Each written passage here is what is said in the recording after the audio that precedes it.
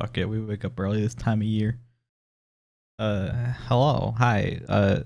Congrats on first scrum, and also hello, and hi to Mangles, Tama, Damp, Queen, anyone else who's hanging out. Hope you're all having a good one. Oh, let's go. We got another banger too. Um, I would be willing to play Pizza Tower. I've been getting more interested in doing it recently. The only thing is, like, I don't know if that's a thing I care to stream, because, like, what's the point, right? I've watched Claw play the fucking game like 4 or 5 times at this point. I know what's in the game. I know everything in it. I don't know if me playing it's like an interesting thing, you know. I guess I don't know. There's merit in non-blind playthroughs of stuff like that, but also I don't know. Pizza Tower is a cool fucking game. I've been kind of chilling out, consuming content related to it recently, so I don't know. Hi, Boof. Sorry that you have the mega sad face or whatever.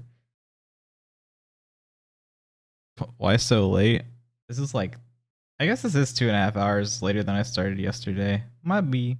I am a fool. I knew I was starting later, but I trapped myself in social convention. You surely must understand. I joined a call that I don't tend to join, and I was having a good time, so I didn't want to like leave early or anything, you know. Like, hey guys, showed up for the first time in half a year or whatever. I'm gonna leave in 5 minutes. Like that wasn't not on my prerogative.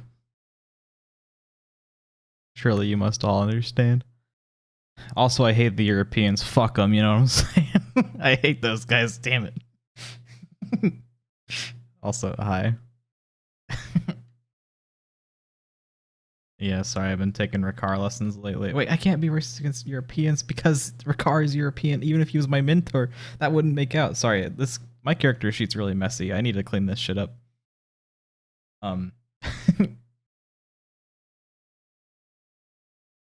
They blew a 13 colony lead. Real. But yeah, hi. Dude, they really would just give me another banger, right? I forgot to pause. I'm the fucking idiot. Now I have to sit here for 2 minutes with the song playing because I don't want to unmute the game at the same time. Fuck it, you can at least have my face. Hi. Hello.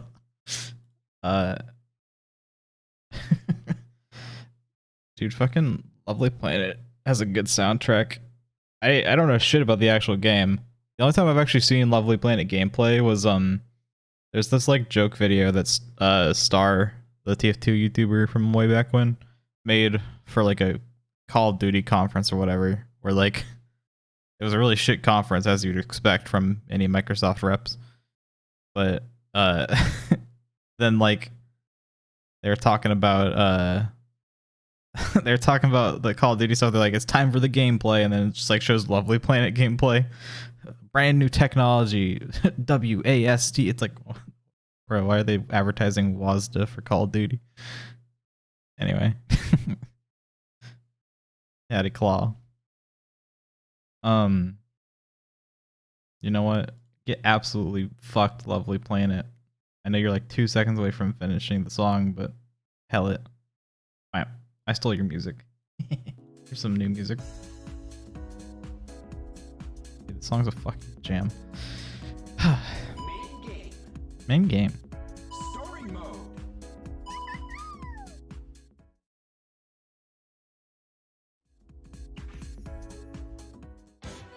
I like restarted my computer last night, and all my shit like sounds quiet to me now. I like my sliders turned up more than they normally are. If that's like an issue on stream as well, just like let me know, I guess, like, because I can't guarantee the audio quality right now because I don't know what the fuck happened. But yeah. Oh right, I left on this level because I thought I'd have fun with this one. Ready?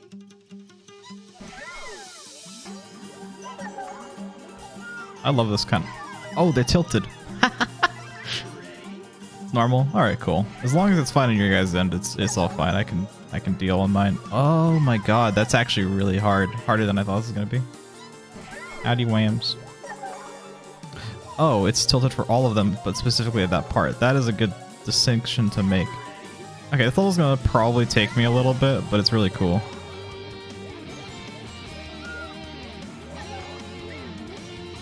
Oh, it swaps. That's why I fell off last time. Ah, fuck. 2-day combo. Fuck, with my plans for tomorrow, I'm trying to make it 3. If I end up streaming all of the plans I have, it'll be a 5-day combo. Unheard of. So probably not actually real. Because I got this today. I'm planning on doing an Elden Ring randomizer tomorrow. And then I'm planning on doing I'm planning on doing Mario Party on Saturday. I don't know if I'm going to stream that one though, but it'll at least be from someone's perspective. I'll put a thing on my Discord for whoever ends up streaming it if I don't end up doing it. And then there will be we got some pogo stuck plans on oh no. Oh fuck. I knew I fucked up.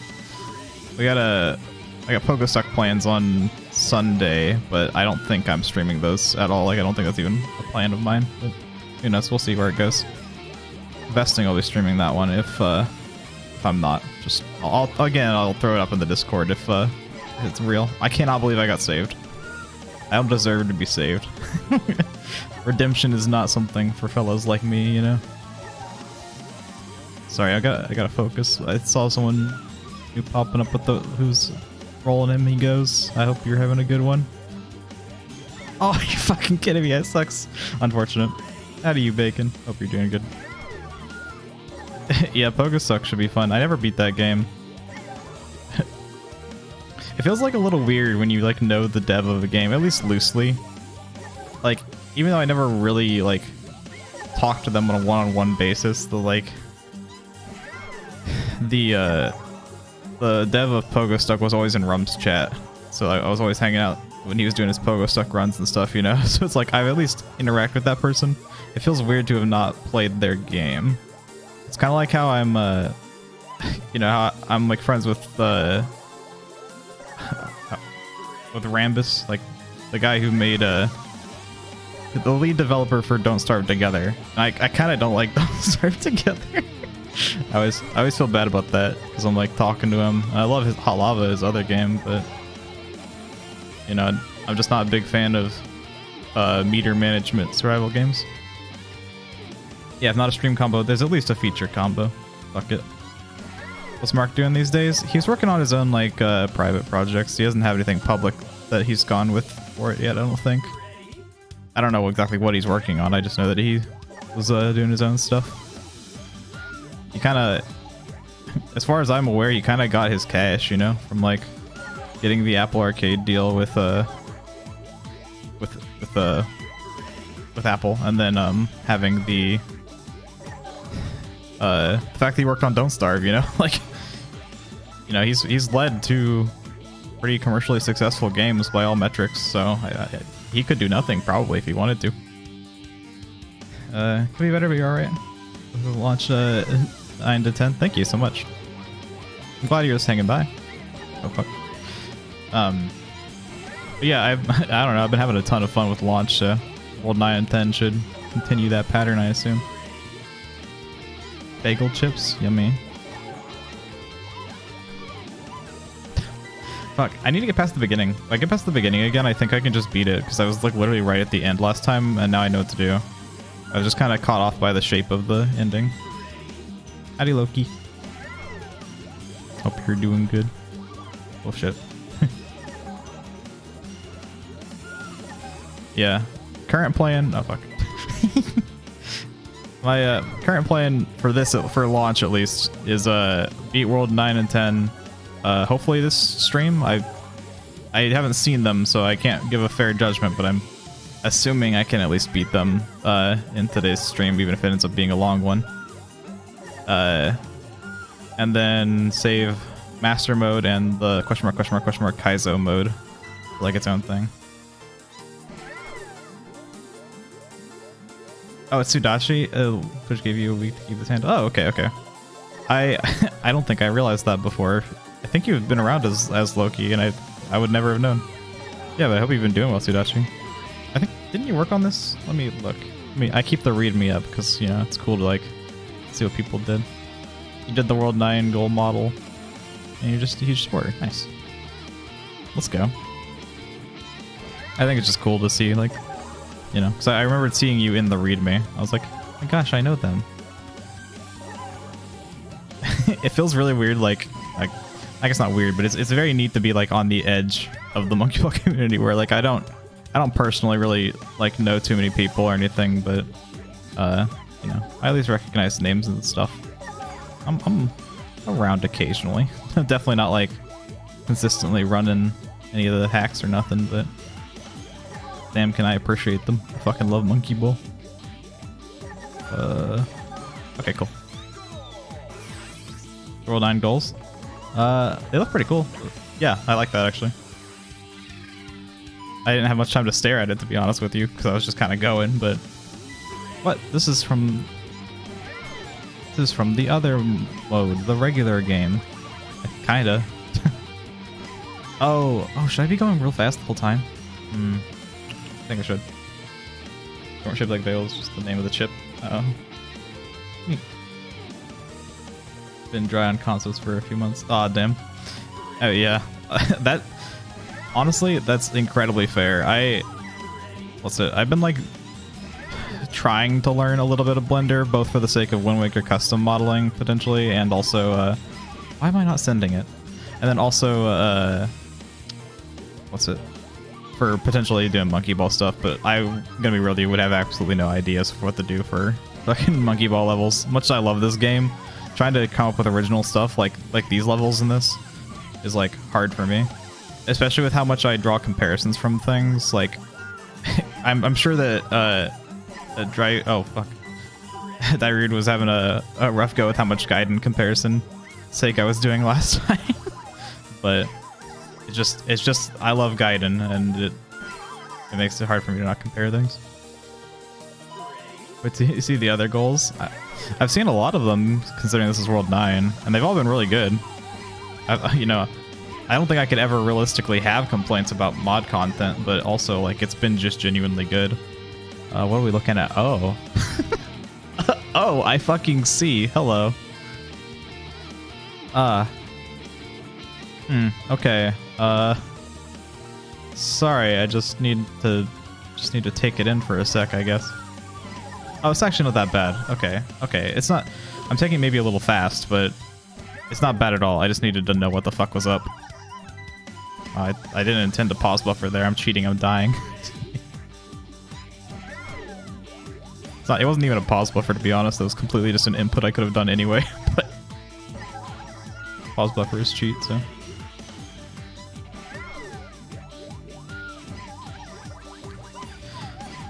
I don't know why I assumed you were talking to someone else, Scrum. I was like, that simply couldn't be me that's being referenced for that.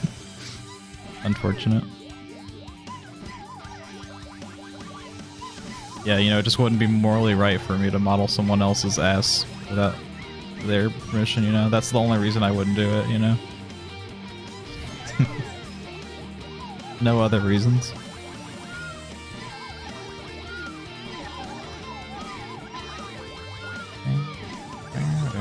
Wait, the switch isn't here, right? There's a switch. Uh-oh.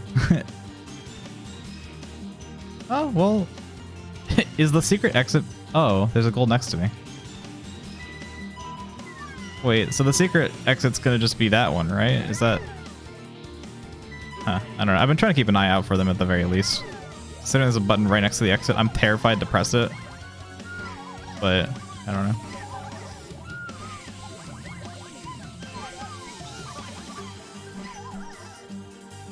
Yeah, I just, you know, love me them forearms. Oh, fuck. Listen, only if there's a monkey in them, you know? Throw a monkey in them bad boys. Ooh, oh boy. I'm showing up. I show up for the monkey in the ball. I am a simple man. You throw a simian in a sphere and I'm there.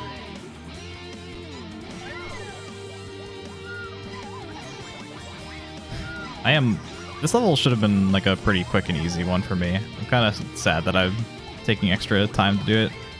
I'm not like, I don't know. I think I could have beaten it by now. I'm just flubbing it, which is fine.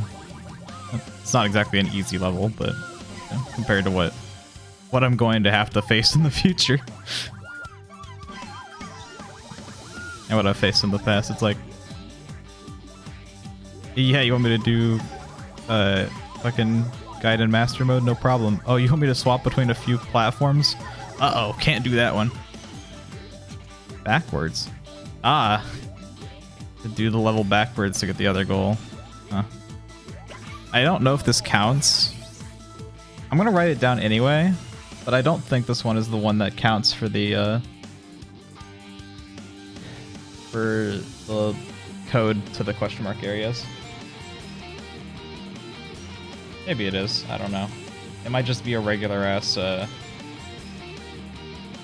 extra exit, you know? Because oh, I should probably explain, I guess. So there's hidden in the README. They said there were hidden buttons that lead to exits, and that those were like the code to get into the Kaizo levels. So I've been kind of trying to keep track of that, but like that button wasn't really hidden, right? Also, this is funny, funny 20 buttons moment. But so I've been kind of keeping it written down, but I don't know if that counts as the level or not.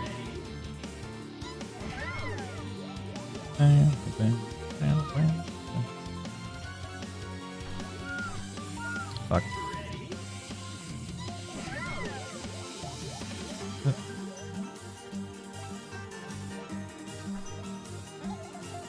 Oh fuck. Why am I just not holding forward? Oh, I forgot to set up the input display. Actually, you know what? Wait, I might literally have that just like already set up.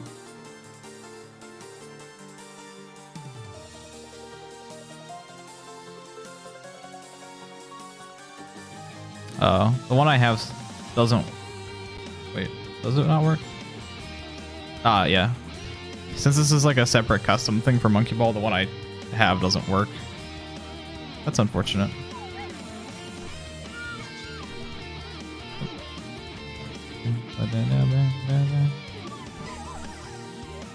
Oh. Oh, I did it fine anyway. I thought I had like fucked that up. But I had enough momentum. Send it. Send it where? Oh fuck. Send it to the pits below. Oh, over there, bouncy. Let me look. What am I looking at here? Okay. Oh, I am supposed to go on top of this. I thought I was just supposed to go straight to the bouncy. Okay. So bouncy, just go up there, cross over, hit 20 funny buttons. Neat. Adventure DX has a input viewer that reads from the game itself.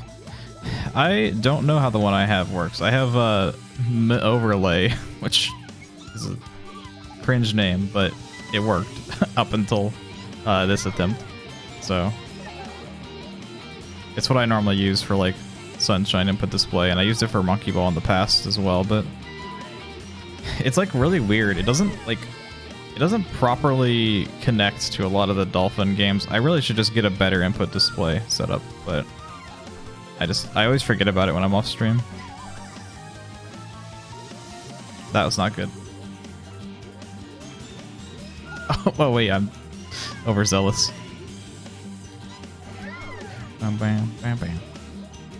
Bam. Bam, bam, bam, bam, bam. Alright. Should go back to this part.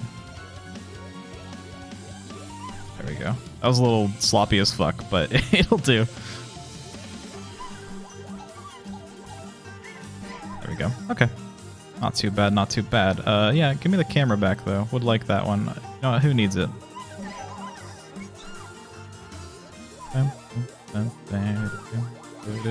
Fuck. I knew I needed some speed for that, but I really screwed the pooch on actually controlling myself.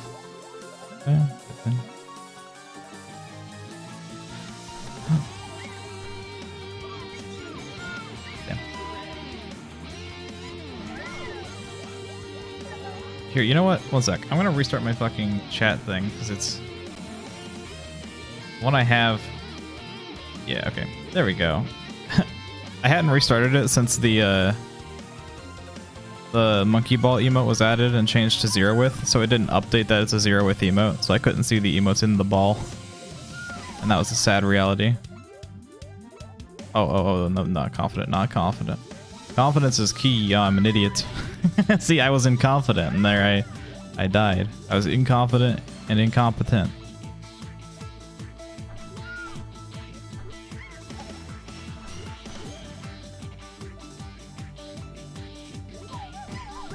I'm curious why this one has a 2-minute timer.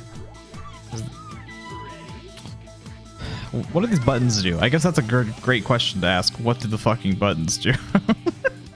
I haven't got there yet, so I guess I won't know, but there is a gigantic fucking stack of them. Do I need to be doing this like faster and like a bunch of times or something? That's gonna be a concern if true. Uh-oh. Okay, that's it.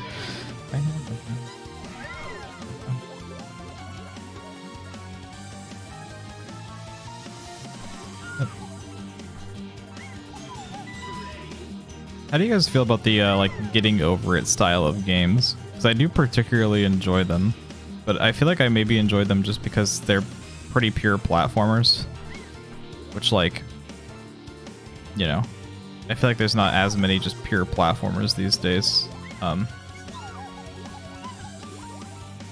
Oh, that sucks. What if I can just damn it. Like, I don't know if the getting over it style, like one level you can fall down most of the whole thing style is like what I enjoy about them, right? I'm bringing it up because Pogo Stuck's a thing that's happening on Sunday, but like I've never really tried like Jump King. I played getting over it, but it cramped my hand with the control scheme, so I stopped playing. There's one that I like that's called Eraser, but that one's really easy comparatively. It took me like an hour on my first playthrough, and subsequent ones take like 3 minutes. So like, I don't know. They're neat if they're consistent. That's fair.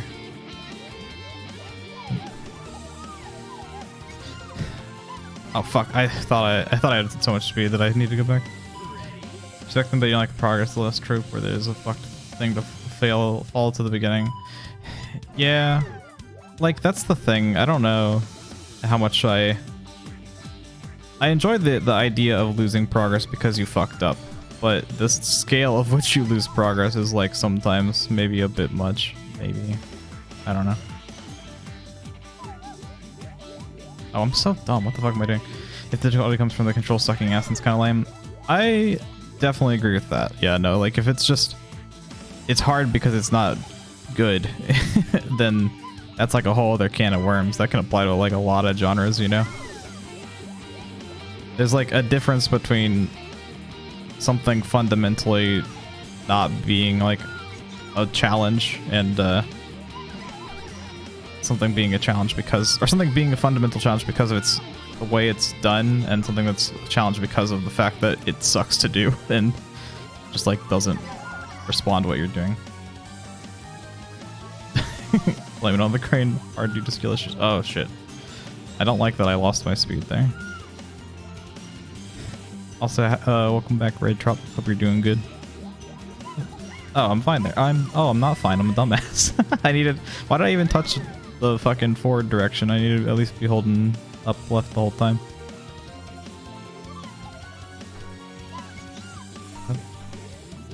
Blaming it on the crane is pretty ass. I don't know why the fuck it's the way it is.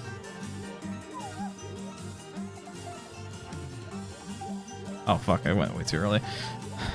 I can't wait to figure out what the buttons do to make me upset that I'm fucking up this bad.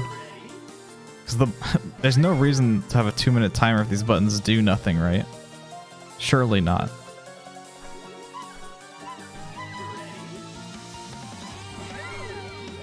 We all play a custom minigame, listen, sibling blame it on the crane. I wouldn't be opposed. It's fine to do that. But yeah, like, I don't know. It's always interesting to me when, like, games are lauded for their difficulty and it's, like, bad controls. Like, I don't think that there's any getting over it game in particular that's striking that in me. I don't know if you guys maybe disagree, but I think that the general control scheme of them is fine. Like, getting over it itself cramps my hand, but that's just because of the amount of like precise mouse movement you need to do, and the fact that you constantly have to do like flicks to push yourself.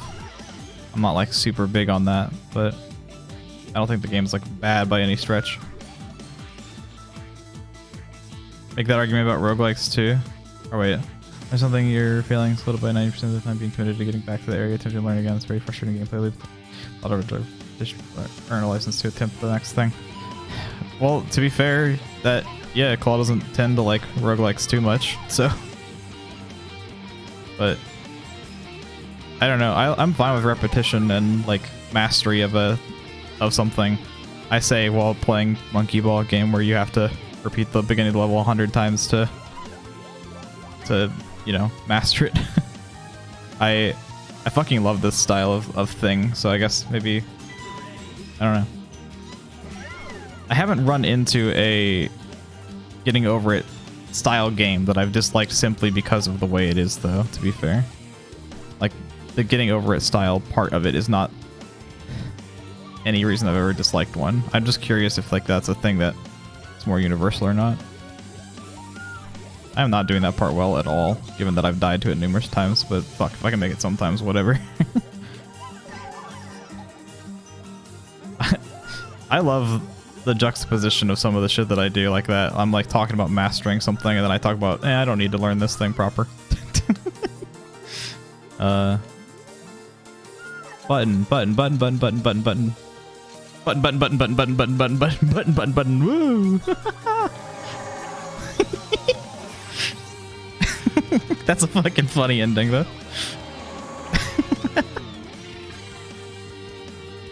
They really don't care for the gauntlet levels in Monkey Ball. Yeah, see, I'm the opposite end. I'm not super big fan of like short bursts of like skill tests.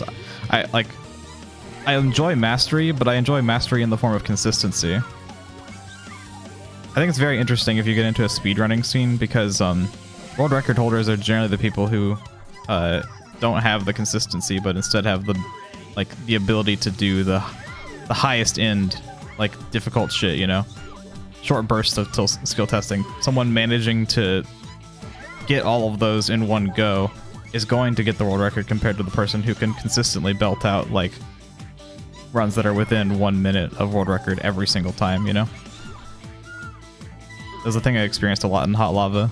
Like, there are definitely runners at the higher end. Like, I say this as someone who was generally considered the third best runner at the time.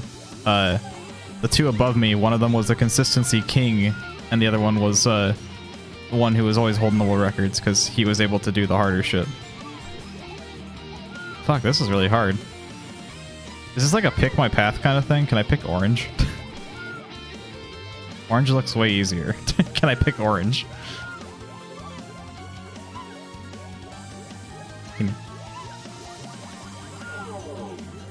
You have to pick all of them. Fuck.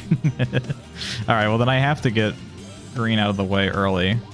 Because I suck at it.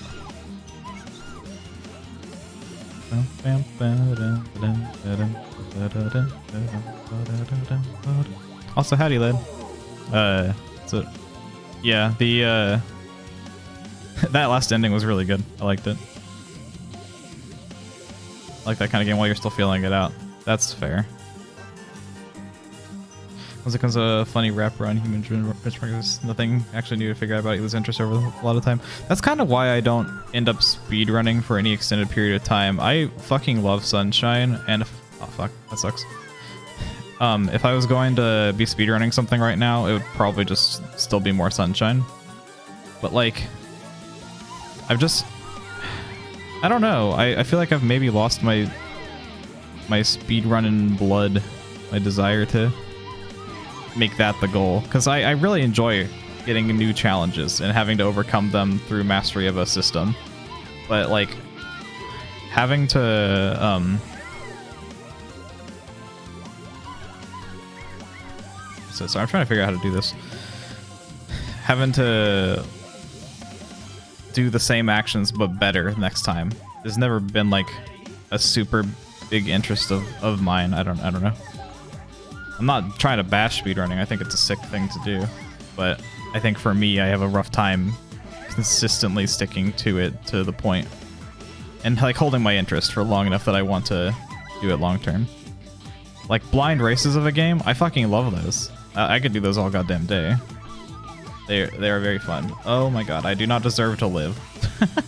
You ever feel that way? I feel like maybe you didn't earn this one.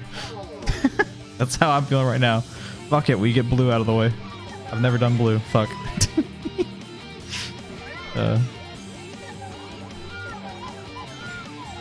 Blue's not even that bad. Oh, that's...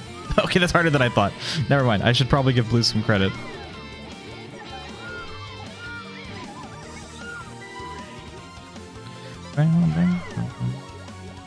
What am I doing? I straight up was about to run the fuck off. Oops. So if I do blue first, I can do that. That's kind of nice. I guess I could technically do it whenever. I just have to build enough speed. Oh yeah, this level is really cool. It's definitely tough to play, but I'm also particularly bad at level is rotating around style levels. I really like them, but I'm really bad at them normally. I've only played a couple though, so maybe I was just bad at those particular levels. Blue definitely seems like it's going to be my least consistent of the three. I say that, but purple is going to kick my ass too. This is going to be a toughie of a level, for sure. Damn.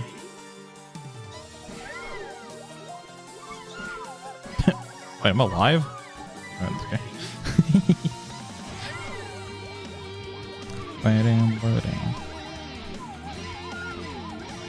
Ah, damn, I hit the button and everything. Oh, fuck.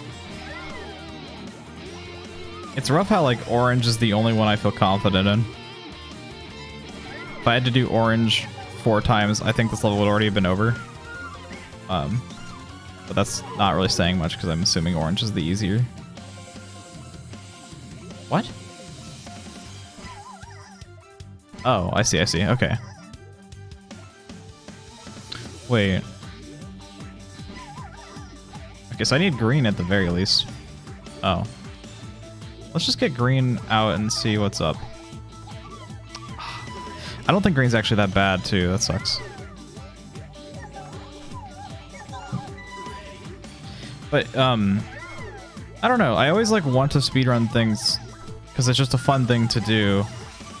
But once I get to the point of, like, the actual grind, I've noticed I'm just not super invested anymore in the idea of maximizing my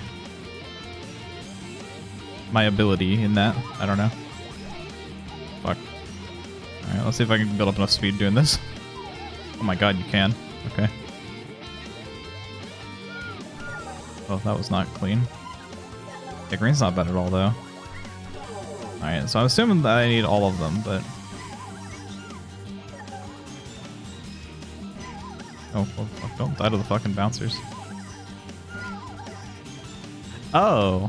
This is kind of neat. Okay. Well, I still need to go get purple and orange.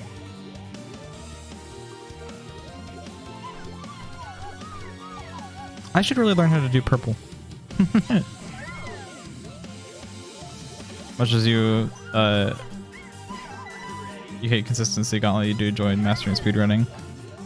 Maybe, yeah. I mean, I think that's like the difference, right? Like, you have expressed before that you'd be interested in doing shorter runs, like games that are like around an hour or less, right? Which is still like pretty long, but the shorter the better is when that's what you said before, so that like I personally would want to run something that is like 3-ish, probably is around my ideal. Mostly time constraints for work. Yeah, that's fair. How do you want your dog? ILs are all that count anyway. That's, as much as I say that I like long form consistency, I have run a lot of fucking ILs from Hot Lava, because that is the only categories that really get ran in that game. Nobody in Hot Lava fucking cares about like full game, to be honest. It's like cool, but everybody always actually run the ILs. Partially because they had in-game leaderboards for that. But Hot Lava's way that they dealt with the boards was left something to be fucking desired, I'll tell you that much. I'm not gonna go into that can of worms, I don't think. Just know that there was no global leaderboard and only a friend won, and that's about all you really need to know about why that scene struggles. Much as I fucking love the game.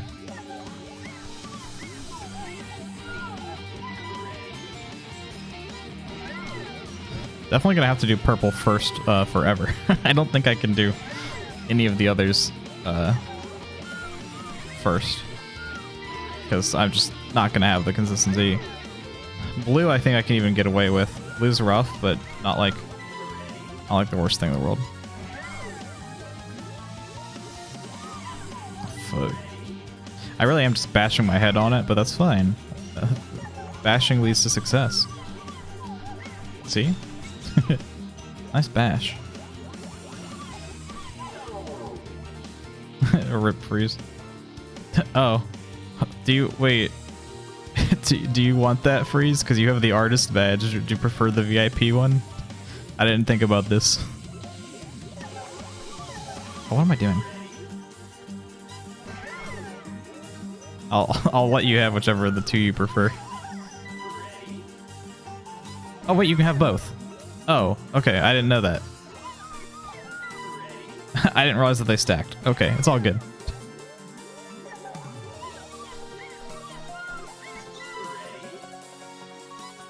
I thought they didn't stack, but now you just have you got double the notoriety. Streamer, I want VIP. Give it to me. Huh?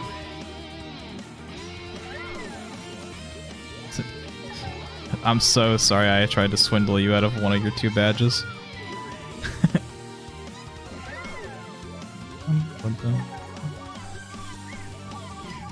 Honestly, like, I would VIP more people manually, but the reward is like such a way that takes that onus off of me, right? It feels weird to me to be like, this is my friend, they get the VIP. And don't get me wrong, that kind of happens with mod sometimes, but I feel like you know, it's the VIP one is just like nice to be like, hey, you know what, you've been around long enough, this is just the thing that you can redeem to show that that's true. Work so hard for your mod. True. Boof has been nothing but a dutiful mod for all of time. I say this like kind of as a joke, but also like Boof has been around for like forever. The only era of my streaming that Boof hasn't seen is when I was streaming Pokken, and I want nobody to have been around during that era. Okay, I have some friends that have been around since then, but fucking the Pokken era was not a highlight for me.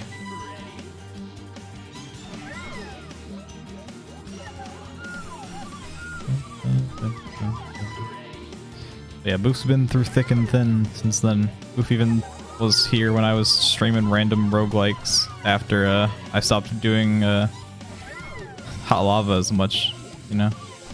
Just a true gamer, through and through. Back Pokken. Damn. Claw hates my mental well-being. Most unfortunate. You think you know a fucking guy? Bum, bum, bum, bum, bum.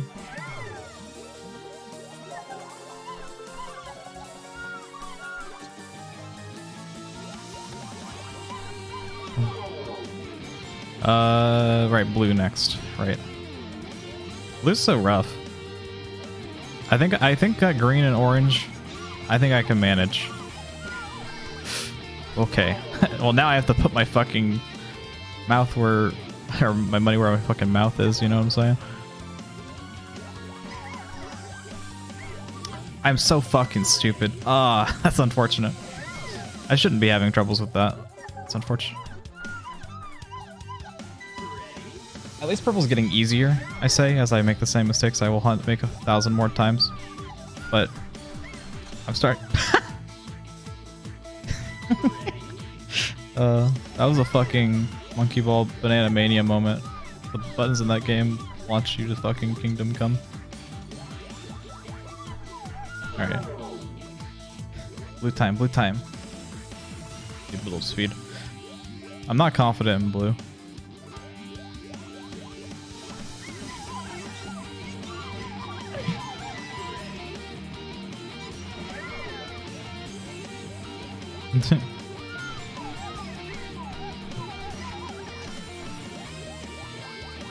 I do have the clown makeup all equipped.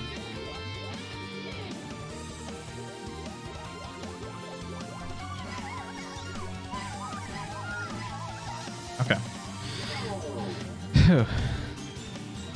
If I fuck up orange, I'm gonna be so sad. Okay. Green, I understand fucking up. This shit's actually like kind of hard, but... Alright. Oh, I forgot that was a jump. I actually got so fucking scared.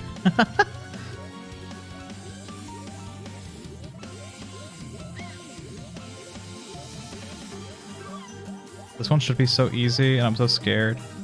I fear. Yeah, fuck those bananas. Those bananas ain't worth shit. I died at the level completion area. Okay. My fear. My young heart. My little fucking dumb heart can't take this. Let me up. Ah. Okay.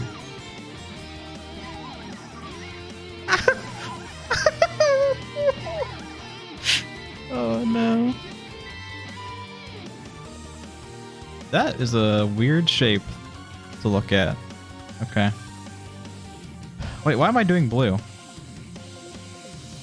Oh, because it's down there. Okay, wait. So they're all necessary. Okay, I was sitting there thinking, wait, didn't I only need 3 bumpers? That sucks that I fucked that up. It's okay, we run it back. We run it back. We don't die on the part that's supposed to be easy next time.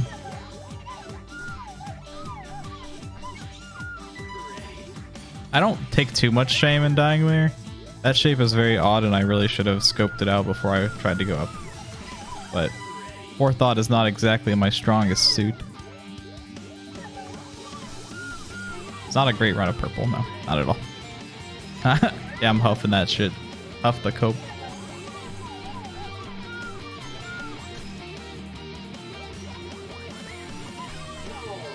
Alright. Build up speed for blue.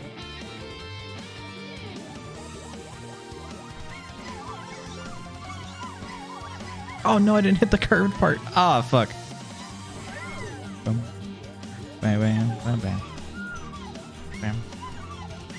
Yeah.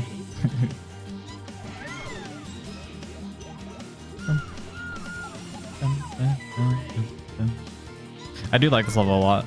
It's really cool. I think that having to prove my consistency on purple and blue are a bit rough, but that's fine.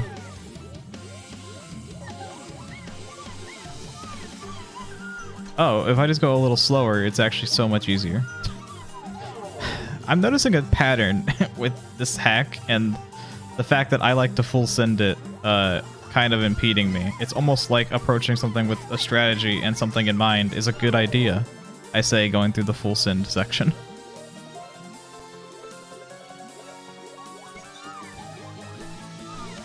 I don't know. Maybe having something going on upstairs might be worth investing in the idea of. Okay, where the fuck is orange? Get the fuck over here.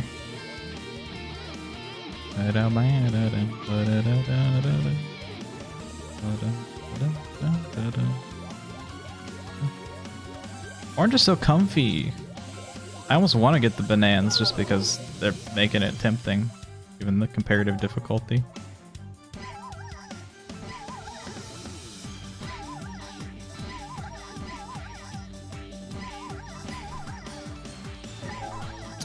Don't do it again. Do not do it again. Okay. We're all good. Clear, simple as. Just get on out. That was cool. Oh my god. Wario's Coliseum?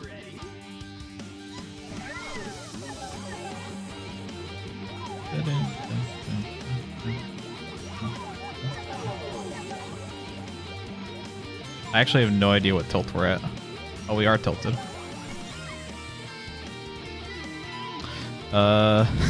Where was I? Oh, I was up here. Oh, I was supposed to go over the wall. That honestly should have been clear. I just straight up ignored it. I was like, oh, there's got to be something down below. So I bounced there. Where does that send you? Does that send you here? No, it couldn't, right? Oh, it could send you here, though.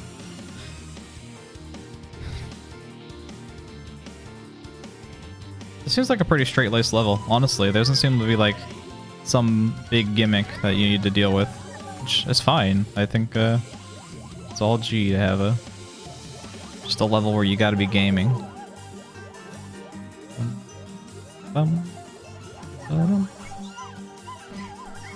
That's, like, pretty hard, but, you know, it's not like some... It's not something... What the fuck? Baby? Baby with the moonwalk? Holy shit. It's so rare, I feel like, for Baby to not turn around when I'm doing that. Oh, I was holding back because I didn't want to bounce this far down.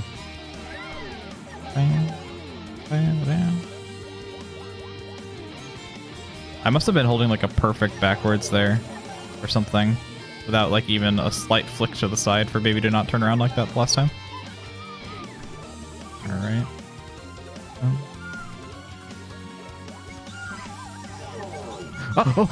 Oh shit. Okay, wait, yo, hold the fucking phone. Oh my god, it's the other side. Oh, I have to full send it. Okay. I did not notice the two on the sides. Okay. Oh my god, Baby's doing it again. Baby hitting the moonwalk.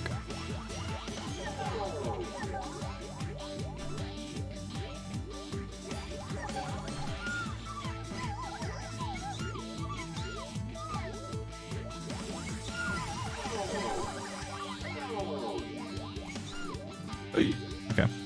Oh, this is tilted. I don't know why, but I expect ah, damn it. I expect the blue ones to be angled and the white ones to be like flat ground. So when it was not, I was like, oh shit. I really appreciate the effort gone into like floor texturing and stuff with these ROM hacks. Everything's like so readable all the time that when something is like even slightly ambiguous, I'm like, oh shit, I didn't realize that could even happen.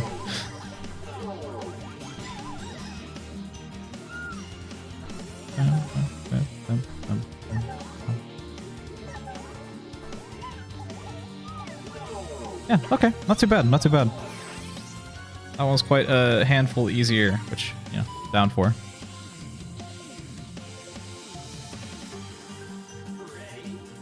Spinnies? We be spinning up in the city? If I survived by bouncing off of that, that would have been awesome.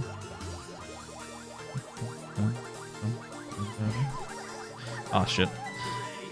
This is one of those levels that's all about keeping your bearings. There's a lot of levels like this, I feel like, in the base game, but I don't feel like I tend to see them super often in ROM hacks. I'm down for it.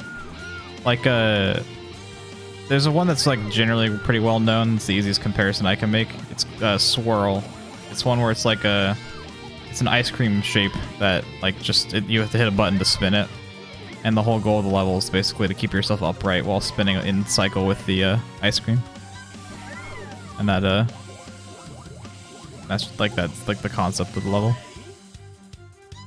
That one's really fucking hard in Banana Mania because they fucked up the gravity in that game. Plenty of Mario Sunshine special level. Yeah.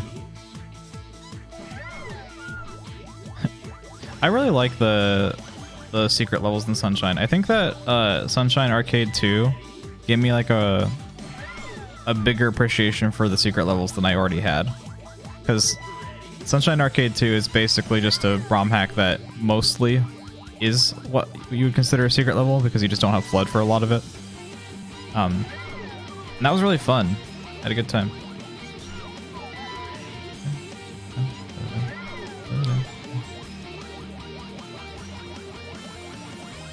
Shit.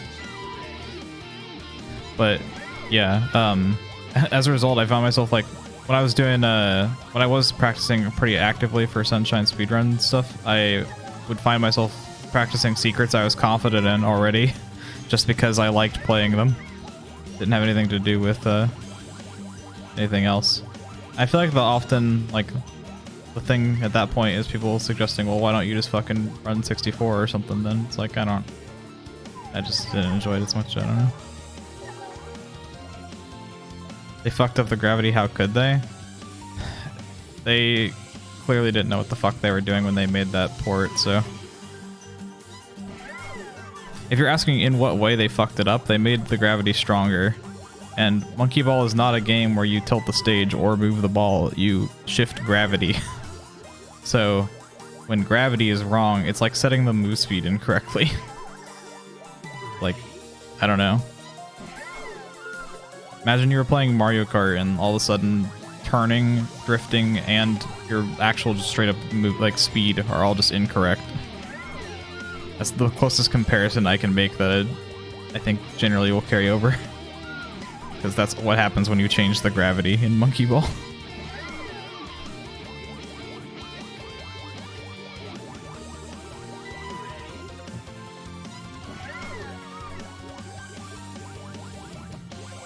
Alright. Oh, I'm dead. Oh, I'm not dead. Oh, I'm dead. I should have committed to the landing into the sweet loving embrace of one of these things. Oh shit, I don't know speed. I wonder how many times I've reset a recoverable run. Oh fuck. Because like, it's so easy to get into the habit of like, oh, this run's not worth continuing, and then just dipping out of it, you know? I feel like that's true for a lot of things, but it's so easy in Monkey Ball, it's just literally a pause, a down, and an A away. It's like, why would I not just do that immediately?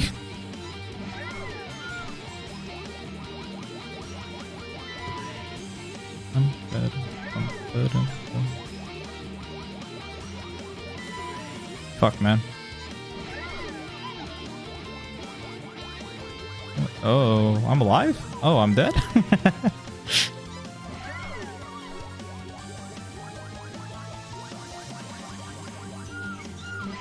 This is kind of reminding me of the level from earlier that I played yesterday, where it was like a pulley. I think it was literally called pulley, but I'm not sure. It was like a pulley that I had to ride up and then do that again 4 more times. This feels like that. It's like, get the rhythm down and survive on one of these pulls and do it 4 more times. I'm particularly worse at this activity than the pulley one though, so it's going to take me even a little bit longer, I think. I've gotten pretty far a couple times, but rough to maintain the consistency I need. Oh no. I hit right at all, and that's always a mistake. As soon as you see me hit to the right, I die. And I did it right there. That was literally like why I died, because I'm afraid of going too far to the left, but I have to go really far left to keep up with the incline. Uh-oh. I'll get past the first one again someday. I swear. Someday.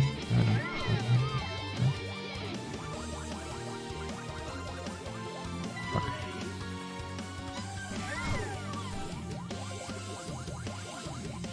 I feel like I need to get back into looking through like roguelites and stuff. Because I really enjoyed the genre, but it's been like a long time since I've really sat down and like looked through single player ones. Because if I am looking for a roguelite or roguelike, I tend to just either play Spelunky 2 or just like find some multiplayer shit to play, like Gunfire Reborn or like Risk of Rain. I'll go back to that or something. But I used to be like pretty into playing a bunch of new roguelikes stuff. I think Spelunky's maybe permanently shifted my favor into the roguelike category rather than the roguelite though, and there's not very many true roguelikes anymore. They've kind of taken they've kind of been taken over by the amount of roguelites that are around. I think Hades kind of is one of the things that really drove that home because Hades hit a lot larger of a demographic than the average roguelike or roguelite does.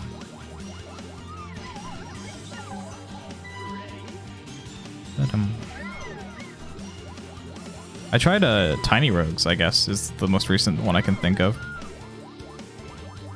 Hitting Marco's. Gonna go pizza. Oh, shit. I hope you have a good pizza. What kind of pizza you getting? That RoboQuest alright enough recently? RoboQuest was pretty good. I actually did recently go back to it because I played it when it first got added to Steam in like early access, and it was fine. I played it for a while. I got to the end at the time, which was very anticlimactic. It was just like you beat a level and there was no boss, and it was like, hey, thanks, you did it, you won. And me and my friend played that a couple of times. And then I went back to it kind of recently. I didn't actually end up beating it because I would have to have re-unlocked everything in the game, because they wiped my progress when they revamped the system, and I didn't get to keep literally anything except for like one of the classes unlocked. I was like, oh, okay. As far as you know, it's still anticlimactic. Fair. If there's at least a boss, it's, you know, at least it's a little better than just, hey, you beat the level, GG, your run's over. Just the crunchy little peps. Oh yeah. I'm a pretty bland guy when it comes to most of my food. Not super explorative either, so I'm pretty boring when it comes to talking about food and stuff. But for pizza, I always just get cheese, man. I'm a simple sort. I need to have like thin crust again. I feel like I really liked thin crust when I was younger, and I started like only eating I don't even know what like the other one's called, just fucking regular pizza, I guess. Stuffed crust, that's what it is, right? Started doing that, and I'm like, I never like looked back, you know? I feel like I should look back at least. If I'm not gonna mix it up with like even just pepperoni, I should at least like look and see if that. Plus, pizza tends to like kind of upset my stomach. That's probably why I'm not so explorative with it. I'm like already kind of like bleh afterwards, so I'm like, why would I be explorative and take a risk for something I already know is kind of risky for me to eat? Like the new class they released. I don't know how recently that was, but I don't remember. I didn't remember which classes were in the game originally, though. I think there were 4 of them when I went back to it. Did they add a 5th, or was the 4th one new? But yeah, RoboQuest was cool. It really felt like I was playing. I will say, like, I loved the game. It was neat. It does feel like I'm just scratching an itch that I wanted from Gunfire, which is fine, because, you know, more games of a type that you enjoy is always a good thing. But I felt like I don't know. Recent one's the green one. I maybe played with them in. I don't remember. I wouldn't know, I guess. Hey to the people who enjoy art demographic that most roguelikes don't. Yeah, that's true. And story, because Hades actually had like a story and stuff. I should preface by saying that I didn't really play Hades to any real amount. I can appreciate what the game's got, but it's not quite my cup of joe. I've always kind of been annoyed when roguelites try to make you have a macro goal outside of outside of the actual game itself. Just because, like, I don't like having to do a run specifically to make it so that I have more stats or whatever, or like in Hades' case, it's like, oh, you finished a room, now half the rooms you can go in have like a meta currency, and the other half are like actually for the run you're currently in. That's fine. It appeals to a certain demographic. I just think I'm unfortunately not that. I always want to focus on the current run rather than the future ones. Yeah, RoboQuest focus on go fast. Oh, right, yeah, with the way that, yeah. RoboQuest was pretty good about that. I always forget about how, like, you actually were rewarded for going fast. Like, when the point of the game is mastering the mechanics, 100% on the same boat. You go fast in Gunfire, but RoboQuest feels like you're going fast more often. That's probably true. Yeah. A big issue I had with Gunfire at first is that the game wasn't hard, but enemies felt like bullet sponges anyway. I always what's it? Back when Gunfire first dropped on Steam, I was so annoyed by the fact that it was easy that I went into the hardest difficulty and only used the starting pistol. I didn't use dashes, I didn't use grenades, I just only used the starting pistol and whatever scrolls I found. To be fair, scrolls are pretty strong, but I feel like that's a fair enough gimp for myself. Like, you know, no abilities, no grenades, no, and then only the pistol. I feel like that's a fair enough challenge. And I beat the game like that without too much hassle. So I was just kind of like, hey, can you guys make the game harder? And now they've added more difficulties along with an infinitely scaling difficulty. So it's like, okay, nice. Let's go. I am back here.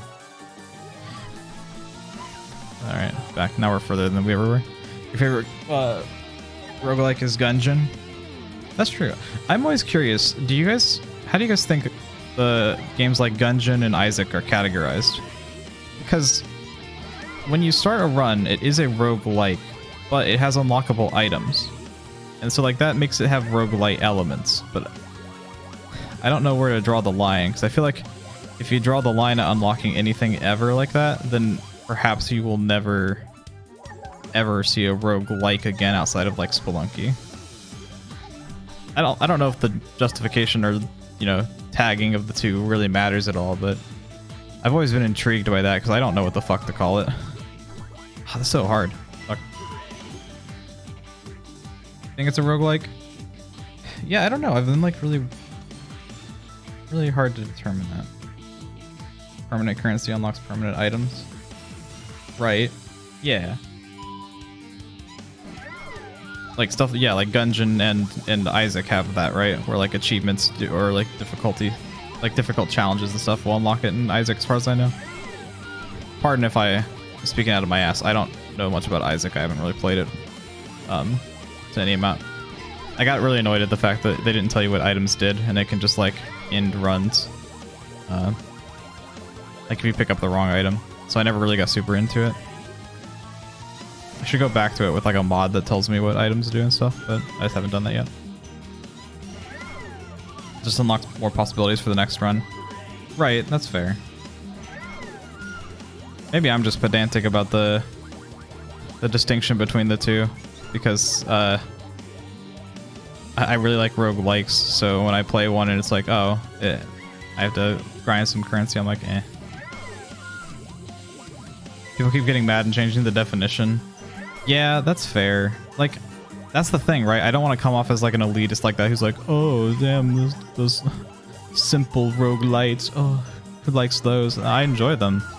I just really wish that there were more strict roguelikes out there. I try to browse the roguelike tag on Steam, and you're only going to find things that are very definitely roguelites, or you're going to find Vampire Survivor clones. I'm just mad that it's like impossible to search Steam for true roguelikes now. I just have to wait for Steam to go, hey, because you liked Spelunky, here's Hades. It's like, okay, well, I mean, that's not quite right. Still, I don't know. Tristan, that's it. The main part you don't like about Isaac is the gross gore stuff. Yeah, no, that's part of why I was turned away from it too, but I would be lying if I didn't say it was primarily the oh fuck. Oh, I'm alive? It was primarily like the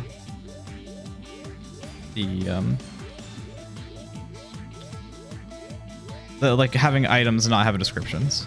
That's what always annoyed me about Isaac. If they had descriptions before you picked them up, I'd be down with the game 100%. I think I'd love it. Just one last test. Oh fuck, this one's so fast though. Saddle up for the fucking rodeo, you know what I'm saying? I think ideally here you'd have speed and then cross sides, but I don't know. I'm kind of building myself up. Same vibe with Screen 2. There's an item that has your speed but doubles your health. Feels so shit to accidentally pick it up when you don't have a lot of speed items. Yeah, I didn't know about that one actually. That's a new lunar item or something? I don't think I've played since they added that one. I think that one is a little bit better explained though, strictly because oh, I'm fine. Okay, I'm fine. Get me out of here. I think it's like a little more fine just because it's a lunar item. Once you've picked one up, you know that they have downsides. But I definitely understand what the fuck. I do understand as well that it's kind of the same boat where it's like, ugh, I picked this up, fuck me. And you could say like, oh, well, it's the exact same thing as Isaac, and I kind of would agree, I guess, but the thing for me is like, I think that the sheer number of items in Isaac and the fact you have to remember literally all of them kind of makes me have a hard time, because I have a hard time with strict memory things. It's not been like my strong suit ever. If there's no purpose explicitly to remember a thing, I'm not going to remember it. Fuck.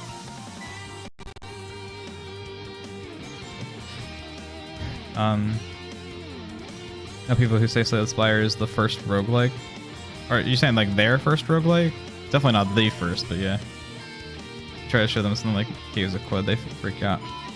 I haven't played Cud, or I don't know how you're supposed to pronounce it, but I haven't. If it's Caves of Quid, I haven't played that. I've seen people posting about it in like AlphaB server a bit, but I've never like really tried it out. Oh fuck. All of them are blue and I can't remember which is which. Entirely fair. Like that, it definitely is an annoying issue. I fully agree with that. The thing that I enjoy from Risk of Rain comparatively is that you always know which ones have the trade-off and which ones don't. Even if you don't know what it does explicitly, you at least, without knowing the item at all, without ever having picked it up, you at least know that it has a trade-off after you played the game for like some small amount of time, you know?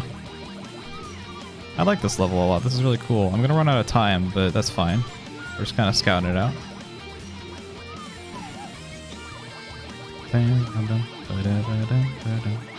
Oh, that's not the way I want to do that one. I see. Finding items it boils down to, is this the item that looks like the other item, or the item it looks like also? And also the one gives you loose crack, and the one shits all over you. Try to remember. 60 why to get used to Isaac. Added a fuckload to it. That's just a chance. No, they genuinely think Slay the Spire is the first one. That is an absurd take. I mean, I don't know. People are entitled to their opinions, even if they're just like objectively wrong. Like, it's just a classification kind of thing, right? Like, technically when you're just talking about genres and classifications, like, outside of the fact that roguelikes are literally just like Rogue, the game, it's like, you know, there's room to argue, right? Because the difference between roguelike and roguelite literally doesn't matter to a lot of people, because roguelike is more of just the overarching genre, and then roguelite is the specification that you gain progress. I feel like that's generally what a lot of people see it as, but I personally just find it as more of a distinction between the two. Like, I don't think it is a roguelike if it's a roguelite, because I think that the qualifications that make a roguelike are different. It's super super petty shit to care about, I guess, but I'm petty like that. Hell it.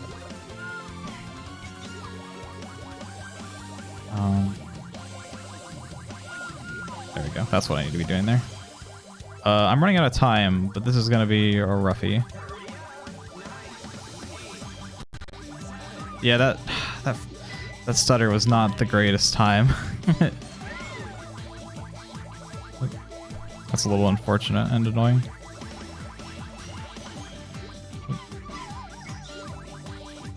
I think I need more time than I had last time, so I gotta go fast. Oh, actually, let me look. Okay, no, it's pretty open from there. It's just run and go. Everything that came before the one I like doesn't count. Thing that people. That's like such a weird take. I don't know.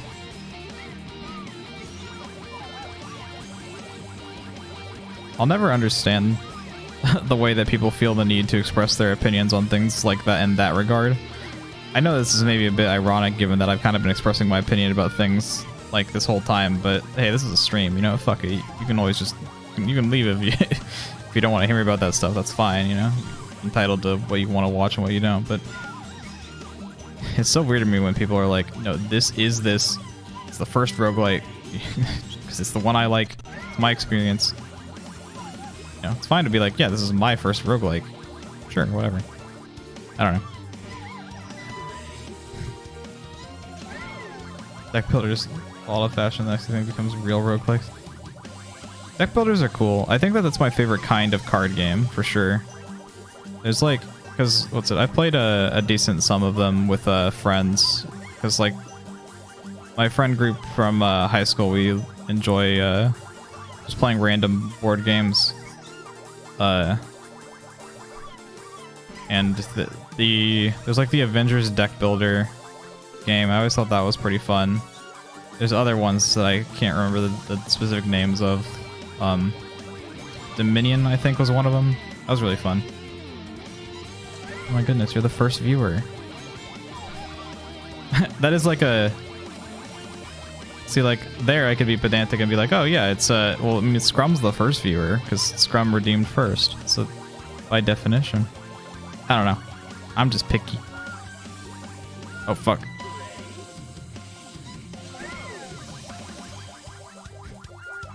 I think I don't have any issue with any of this shit when it's like, as long as people aren't pushing shit on other people, I don't really care. I just think it's interesting to talk about what qualifies one thing as one or the other.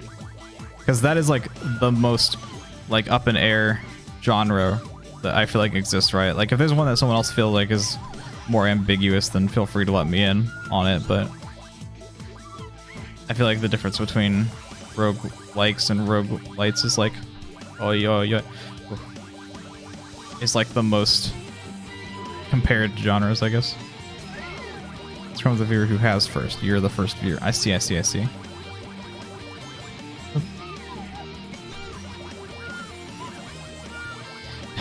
think I'm maybe caught up in this tangent as well, because like I was reading some shit earlier about like just like into some random discussion. I was like someone just said they liked Sekiro for XY reason, and someone was like, no, I didn't like Sekiro. You have to know this. And I didn't like it for this reason. It's like, okay. And then they started to talk about how Bloodborne's better, and it's like, okay. Sure. Whatever. It's fine. You can have your opinion. But then, like, they proceeded to talk about it for so fucking long in that channel. Like, even after the person who was originally talking with them left the conversation, they were still like, just, I don't know. It's so fucking weird to me.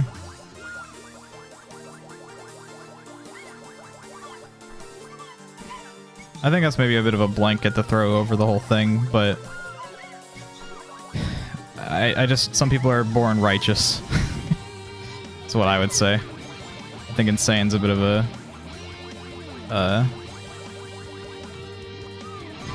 bad term to put to it, I guess. I don't know. I just don't like labeling them like that. It's fine to be foolhardy, but there's a fault to the point that it's a fault, you know?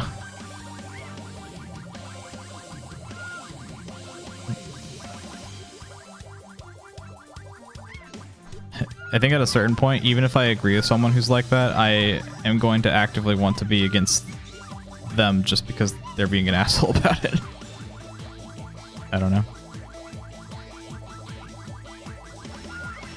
Better to be wrong and people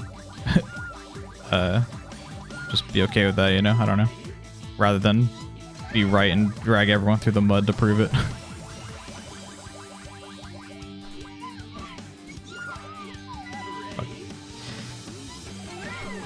You never lose if you never stop arguing. Oh god, I love Twitter.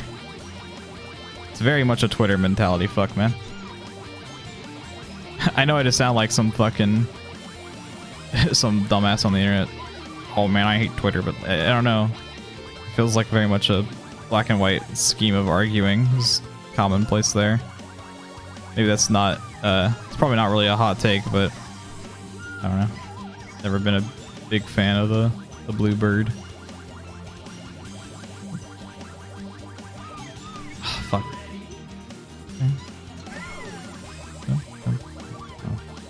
Every social media platform is going to have its faults, but I think that the restriction on the number of characters you could type that founded the platform kind of led to all nuance being lost in translation, leading to things being black and white, and it's kind of stuck even after character limits have been upscaled. I don't know. Like always, I'm willing to, if someone's got some take that's, you know, the opposite of what I'm feeling on the matter there, like I'm down to hear it, because I want some redemption from that place. Oh, this is so hard. Holy shit. Never seen a real Twitter argument? I enjoy scrolling down on posts, and doing it on that website's a fucking mistake. It's good for non-super work artists to grow. Well, yeah, Twitter's perfectly fine for that. Twitter is a great platform for art. That's about it, in my opinion. I don't know. Sometimes you get banger tweets like what Led puts out, but every time I rarely go on Twitter, it is really funny to see like everybody I know retweet random Led shit. I think that's always fucking funny. But other than that, it's a pretty irredeemable cesspit.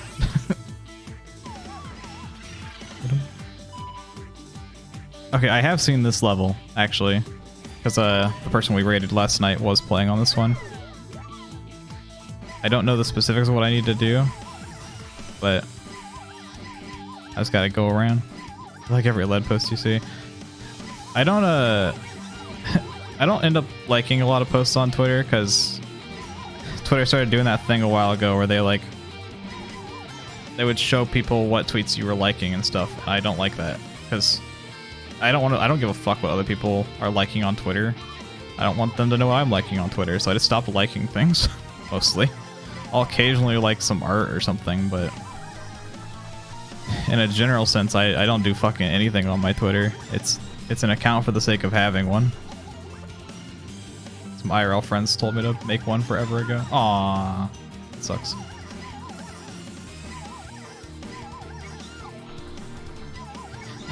YouTube trying to force shorts down your fucking throat is obnoxious.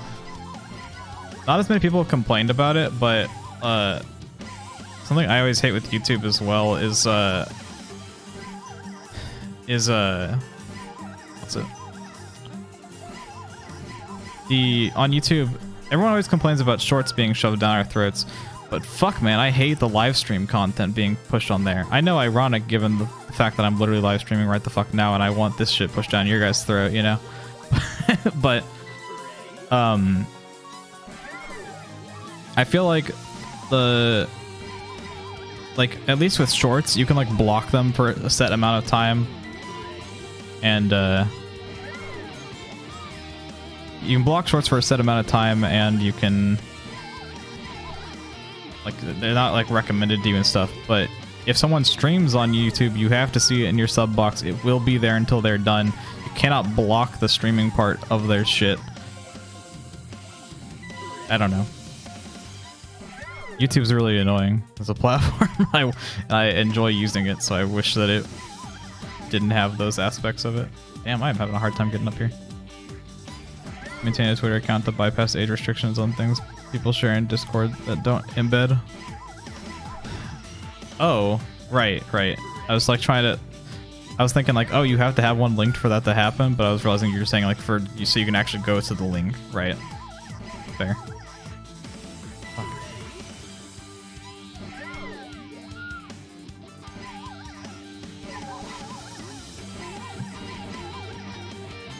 Oh, there we go. Okay.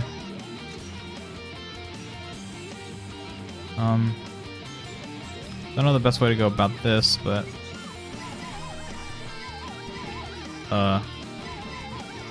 trying to build speed here is rough.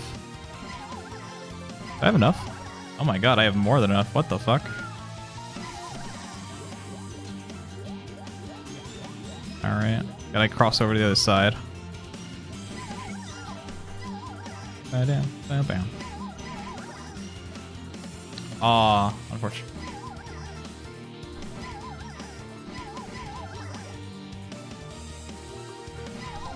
Sorry if I'm not focusing on chat a bunch this level. Unfortunately, I have to focus pretty hard on this, getting the speed part of this. I think I might be boned, but who knows.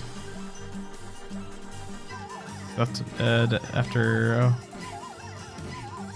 web comic artist you follow started attacking others you followed. That's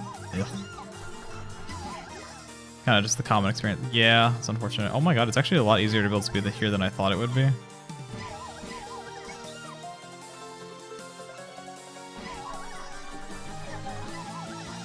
Alright, I should have enough. No! Damn it. I'm a fool. This is kind of a vaporwave level, yeah.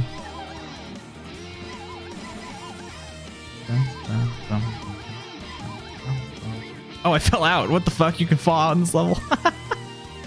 Fuck.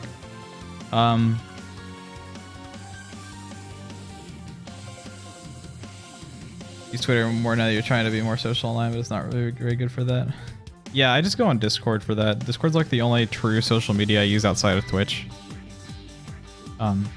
I don't know. So dedicated towards the lowest common denominator content. Over time, you've gotten recommended worse and worse content.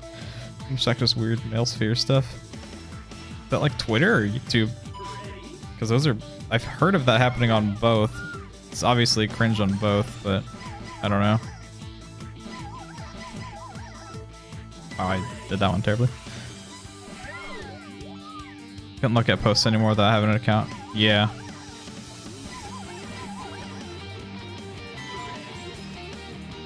YouTube specifically shorts. Oh yeah, I've never like watched shorts. I don't know. I enjoy short form content. I've never enjoyed it in the form of shorts, if that makes any sense. Probably doesn't check out, but like what's it? I've enjoyed like short form comedy. There's a subreddit I used to be subscribed to called YouTube Haiku, which is all about just sharing weird ass fucking short videos that people found online. That eventually just became people making skits to specifically get on the subreddit and get free traction for their channel, which was kind of cringe, but you know, before that it was really cool, and I enjoyed seeing stuff like that from there. Value Select, it's like a channel I really enjoyed the content of.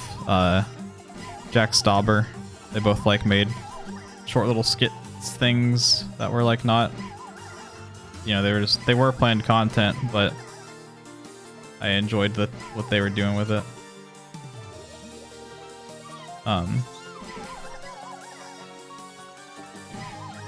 But I don't know, like actual short form like TikTok slash YouTube short content, I've never really stuck around with for any amount of time.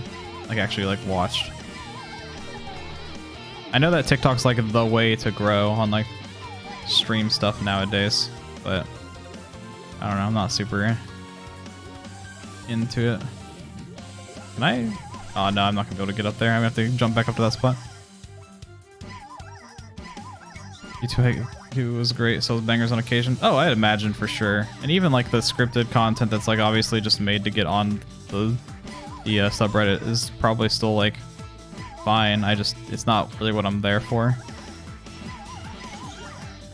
Damn, I am really not consistently getting up here. Fuck. I already have this one. Fuck.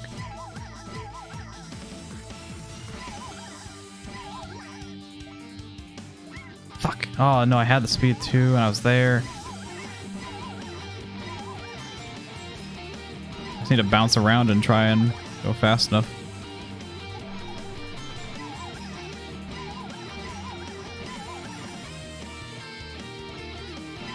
Fuck, man. This is a dead run, but I want to see if I can get better at actually building up the speed. Oh shit. I don't know where I'm going. We're just having a joyride. Fuck it.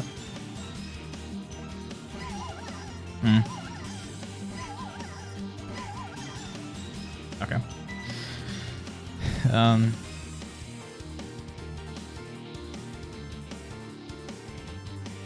Issue. Your problem with Discord is interacting with folks feels too personal. That's fair, yeah, because you're very much just representing yourself there. It's not like just, hey, I'm throwing things out to the void. People might, you know, might choose to interact with it. What happens if I just do this?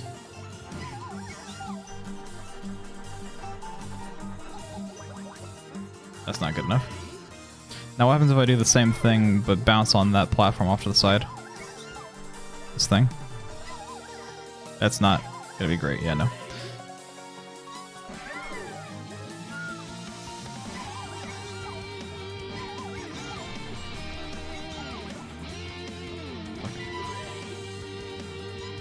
On Twitter you can comment on something that's to be expected on Discord. It feels like you're intruding on someone's personal space.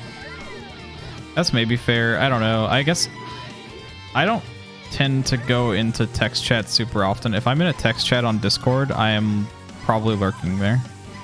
I don't respond to much on Discord, and I don't tend to read too much outside of my own Discord. But voice chats I'll join. I'll hang out in. I very much enjoy the voice chat part of Discord. Oh, well, that was kind of sick, actually.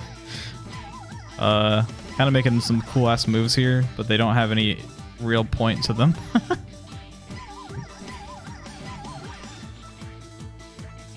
Oh, no, so close.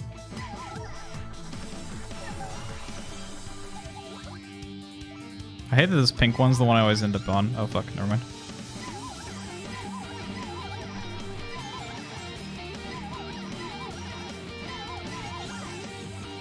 Fuck. This is hard.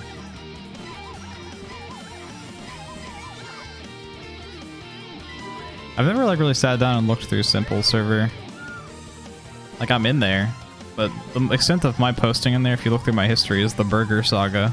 And outside of that, I really haven't done much.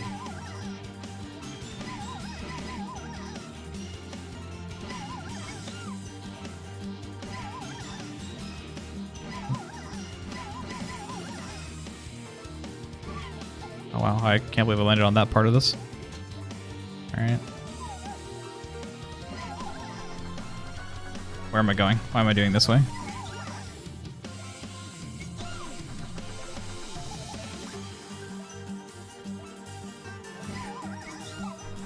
Can I actually get up there with this? Oh wow. Oh fuck. You're only there for the ship posts. Yeah. That's fair. Fuck. Didn't get orange. That sucks. Orange and green are seemingly the easiest ones to... Oh, and the blue ones from the satellite are pretty easy to deal with. The outcome of.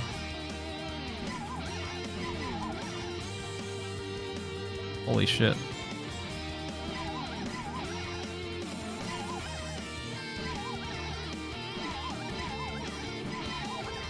Oh fuck. I'm not dead. Okay, cool.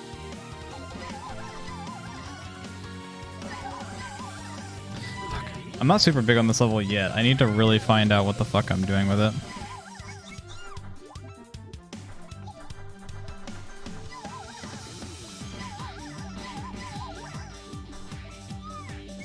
That seems like the easiest way to do that, actually. Just straight up. It takes a couple extra seconds, but it's like guaranteed. So I, you know, not having to reset is just strictly going to be faster. I need to get good at landing on that, though.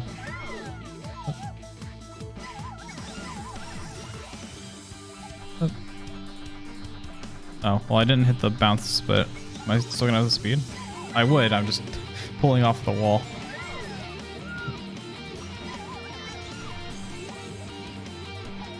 I don't know. I really enjoy being social with people online.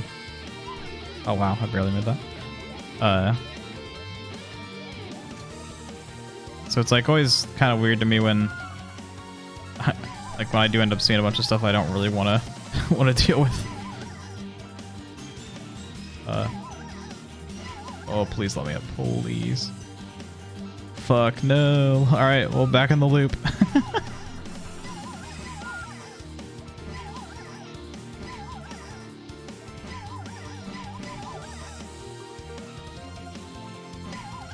All right. Well, fuck, we got orange and green, which are the two easier ones.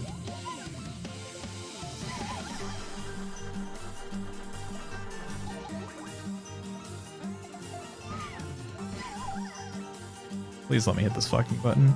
Okay. Yeah. Doing it like that kind of is a throw, actually. So I need pink, and I need the closer to start side of this one.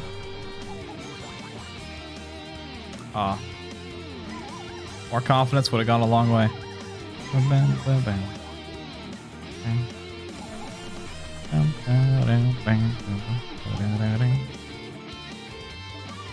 What? Oh, they're the same one, right? Oh, fuck me.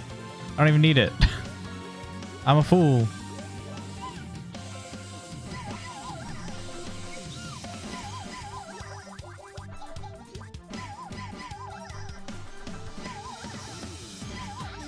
Oh no, that's all the speed. We need speed to get to the goal too. At the end. It's gonna be rough. Uh-oh. Not like in the R odds here, but we gained wisdom. If nothing else, fuck. Please let me up. I get on this one accidentally, like half my runs.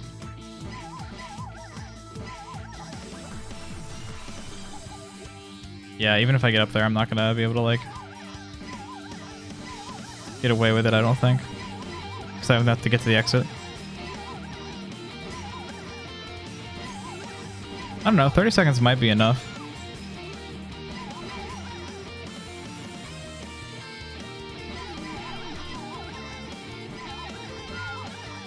Yeah, I'm not gonna make it. Unfortunate. Damn. Well, okay, we learned though. We learned that the satellites both activate at the same time, so I don't need to spend a whole minute trying to make that happen. Oh wow, I didn't have anywhere near speed that time.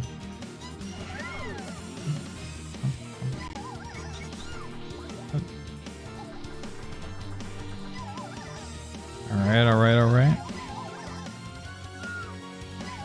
Oh shit. Okay. Drop on off. I'm gonna go straight for pink. The fact I fucked it up last time makes me feel like I'm gonna have more troubles getting here than it's worth. Alright. Now how to convert this speed. Is this a good way to do it? Yeah, actually, that's actually such a good way to convert it to this angle. Okay, I'm fine.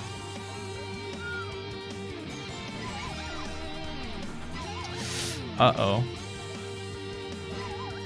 We're in such a better spot though. And wisdom-wise for like long-term success. We got that shit way more unlocked than we had earlier.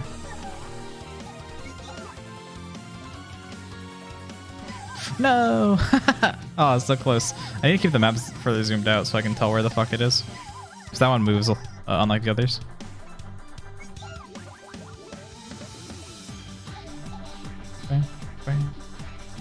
Uh-oh. Actually, that almost worked out really well. Okay, we're starting to get into the territory that I'm worried about having time to get to the end after hitting the buttons.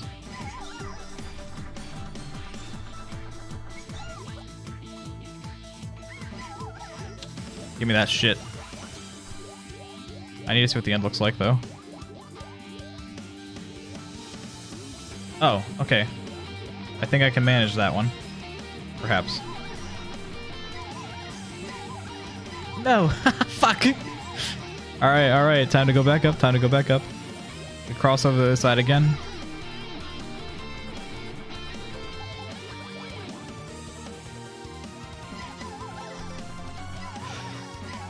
Okay. Nice. That wasn't too bad. That one took a while to get the hang of, but it was a pretty fun level once I understood what I was doing. Yeah, fuck. An hour and a half for most of level or World 9. Fuck, World 10's gonna be a doozy.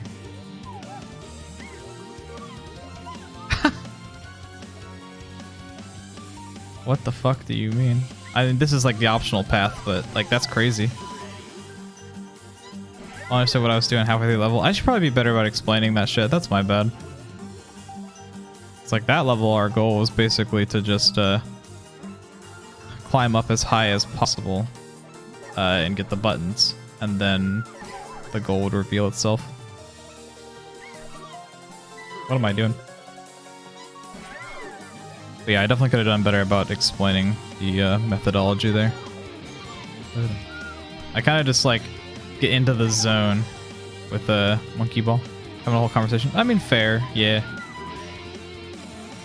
But I feel like being able to understand the gameplay at the same time as having the conversation is kind of an imperative thing.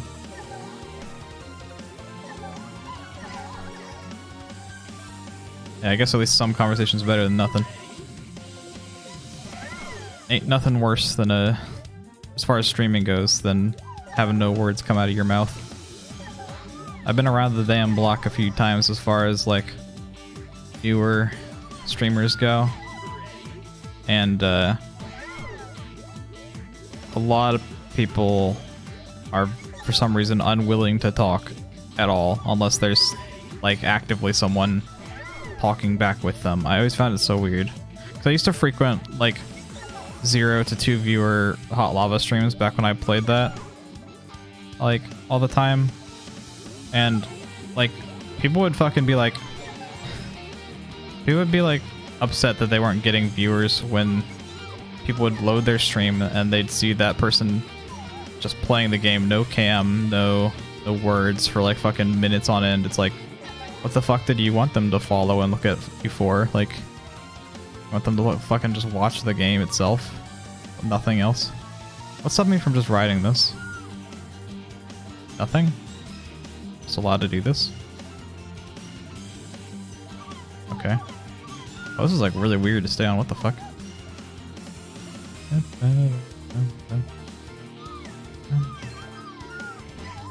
Please let me in. Wow, level 10 was really easy. I thought that would be way harder. It looked really hard from the preview. Okay. Talking is hard. I'm not even doing like the greatest job of keeping up a conversation with myself, you know, but like, fuck, man. At least as long as I got the camera here, that's at least something as a backup. Because I have, if I'm going quiet because I'm focusing on the game, it's like, oh, you can just look at me being a fucking dumbass going like, well, I'm fucking like, I'm trying to beat monkey ball. What's a problem for you? But whenever you watch back your VODs, you're gabbing mostly the whole time. That's fair. It's really hard to analyze stream stuff. I don't know. And no one talking makes it look like it's literally just gameplay content on its own. It's not going to talk to a movie. Exactly. Like, you need to at least have something going on. Because one string of conversation will lead to a next. In worst case scenario, you have to come up with something else to talk about, and oh no. Stuff can flow. It's less fatiguing to be talking to people directly sometimes. Oh, that's 100% why I don't, like, if I'm not streaming, a lot of time, if I, like, you know how I go on those long ass breaks where I'm not streaming at all? It's often because it's so easy for me to just get in the habit of just talking with friends and not streaming. So like, I end up being bad about it a lot of the time. It's like, oh yeah, it's so much easier to just talk with my friends in Discord, and I enjoy doing that about as much as I enjoy streaming. Not the shit talk on streaming or anything. It's they're two of my favorite things to do, streaming and talking with people. But talking with people in Discord takes so much less effort, you know. Got so used to forcing yourself to stop talking to yourself out loud from childhood. I was getting better at talking again. Nice.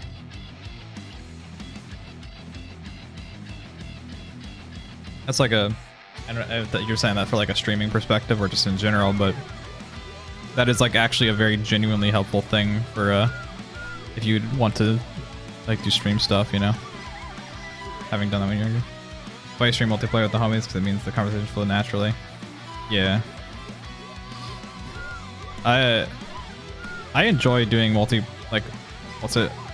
stream stuff a lot, but I do feel bad because chat is like 100% getting neglected during things like blind races and stuff, or like if we're doing like a Wind Waker rando or something and we're racing a randomizer, it's like we're often going to be just riffing off each other, so it's hard to like pay attention to chat outside of a wayward comment that we then integrate into the conversation, you know?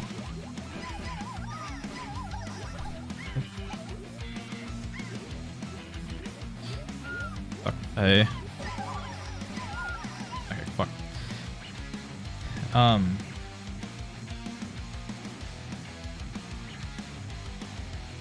I Definitely one of the young age that talking if nobody was listening was a quick path to getting screamed at. That's fair. I don't fault anyone for being in that boat. I've always been a relatively quiet person, and after particularly long streams, I'll end up losing my voice the day after a little bit. It used to be really bad. When I first started streaming, I would stream for 2 to 3 hours, which I think is a pretty comfy little stream length to just like feel exactly zero expectations to just go live and do. But as I got into hot lava more and more, I started doing like longer and longer streams at the time. I tried to keep it within like, I generally try to keep it around 4-ish hours, but like some days I just fucking go the whole day. And I got a weak little baby voice. The reason my mic has to be so close to me and that background noise might get picked up is just because I talk quiet. I don't have the loudest of voices, you know? So like, I would have a rough time after doing streams that were of a certain length, and I'd have to fucking like just not stream the next day because I couldn't talk, or at least, you know, I didn't want to strain my voice to that extent.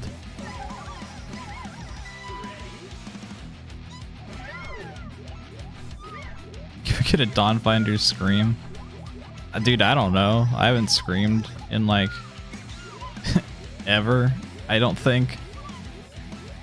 I can't remember the last time I fucking screamed. There is nobody home. There would be no repercussions for me doing it. Where am I going? What is going on here? Oi! Okay, what are we looking at there? What the fuck is that? Okay, just go fast. Just go fast, give no cares. Okay, that's good to know on that section. Go fast, give no cares for the rest of the level. Where's the exit? You go across here, circle back around. Where's the fucking exit? Okay. Yeah, like cat jump will make it into the co-op streams because we're like, oh my god, that's funny, cat jump. How do you guys feel about cat jump? And then Mark will get all angry and say, I hate cat jump. I'm never adding it to my channel. And, you know, that's a classic Mark moment where no matter how you talk, it'll push viewers away if you talk loud or quiet. I mean, you just have to balance audio for that stuff, right? Like, people have an audio slider, so as long as they can turn down the audio if you're too loud, and then they can still like hear the game or whatever's on stream to some extent, then perfectly fine. And it's hard to strike that balance. Someone like me, I have to like fucking turn up the gain on my mic and shit so that I can actually be heard. And like in Discord, sometimes people will have me at 200 and still have a hard time hearing me occasionally. It's been happening less and less, but I don't know.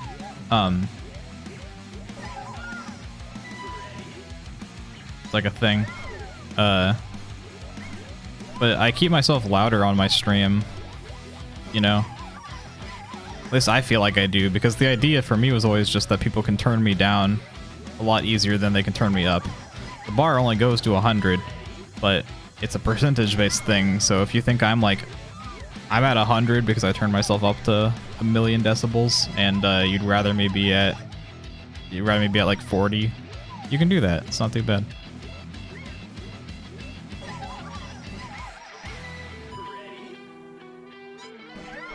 Classic L. Are you talking about the what, for Damp or something else? Damp's having a W right now, actually, related to cat jump.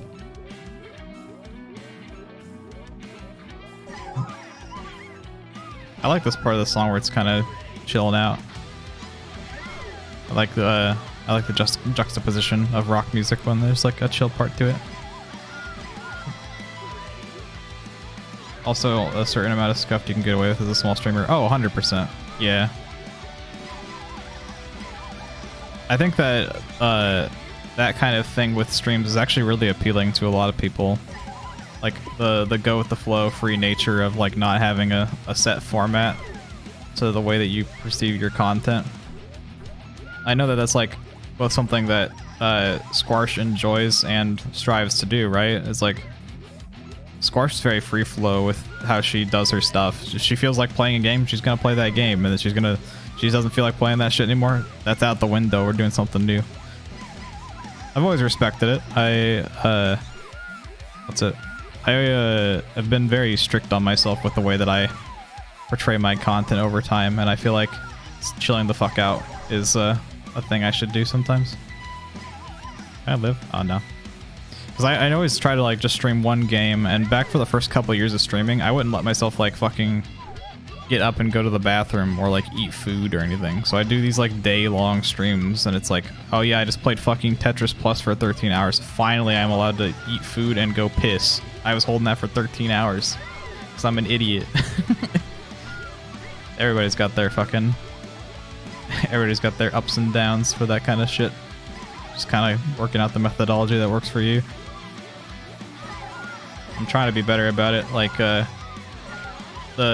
duck break that we had yesterday is like very off the cuff for my standard stuff, and even that was planned. I knew that I would be eating eventually and that I'd want to play duck game, so it's like, I don't know.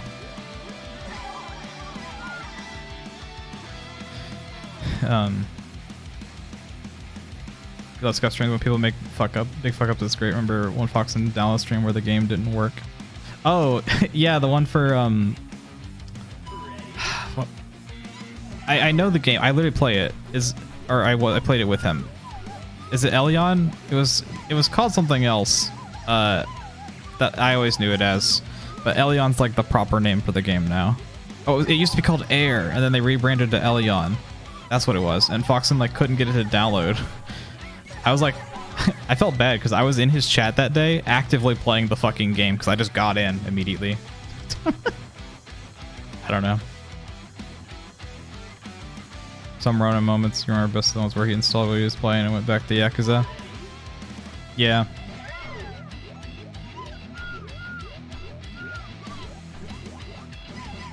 Yeah, I can respect that.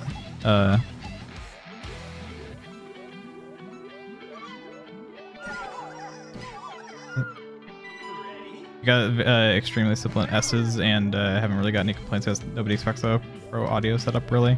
Dude, that strikes home. I used to literally get comments about how striking my S's were on stream.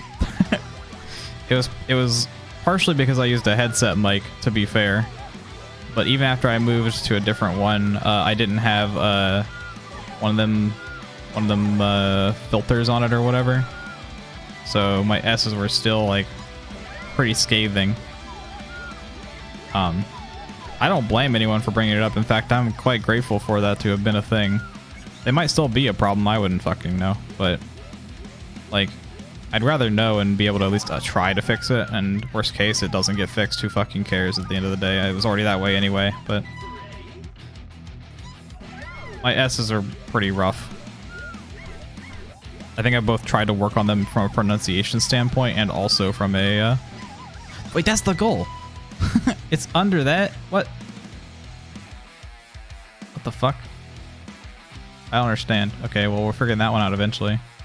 Right, I think I actually saw that so early.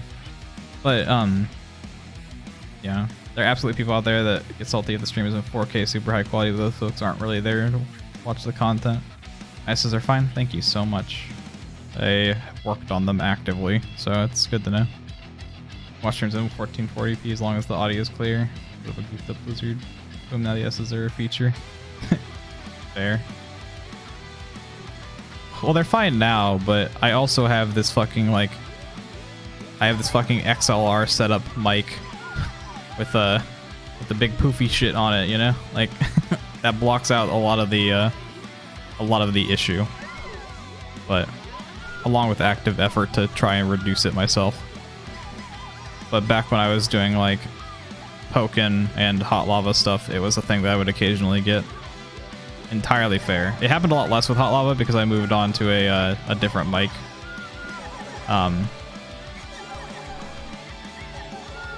Fuck, it's so hard to full send it there because of the way the camera is. I just gotta get used to it. Mic was always fine, what I mean. There were some people who mentioned it back then.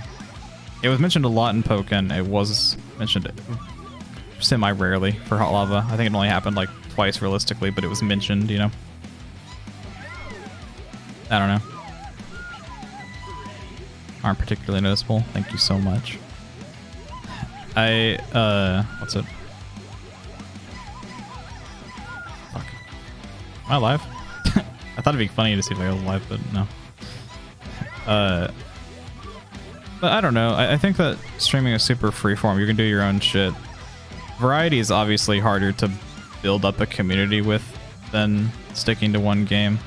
Also, I'm like sorry for forcing streamer talk down the if that's something, because like if you don't stream, it's like kind of like I understand that streamer talk can kind of be like bleh sometimes, but it's a fun dynamic. I like discussing it a lot because I know I'm not like the biggest bloke in the world, but I really enjoy the different dynamics that you can get on Twitch from different types of content. So it's always been an intrigue point for me. Sorry for continuing. Oh no, I love talking about it myself. I just, you know, I'm just prefacing that with, I know some people are like, whatever about it. I remember one of the I think it was one of the streams I remember most fondly was like, a lot of the streams I remember the most fondly are ones where I end up talking about stream stuff because it's just, I don't know, fun to be real and not like, you know, pull back the curtain as much as I can. Because I enjoy portraying the stream like it's its own like little show or something, you know. I always think it's fun to do that kind of thing, but but at the end of the day, it's like, I don't know. We're just random people on the internet who decided to fucking download a free software and hit go live. I just like monkeys that are in balls, you know? It's just fun to play it.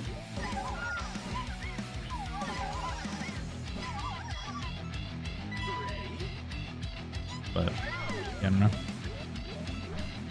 You'll never find out. That episode got fucking canned.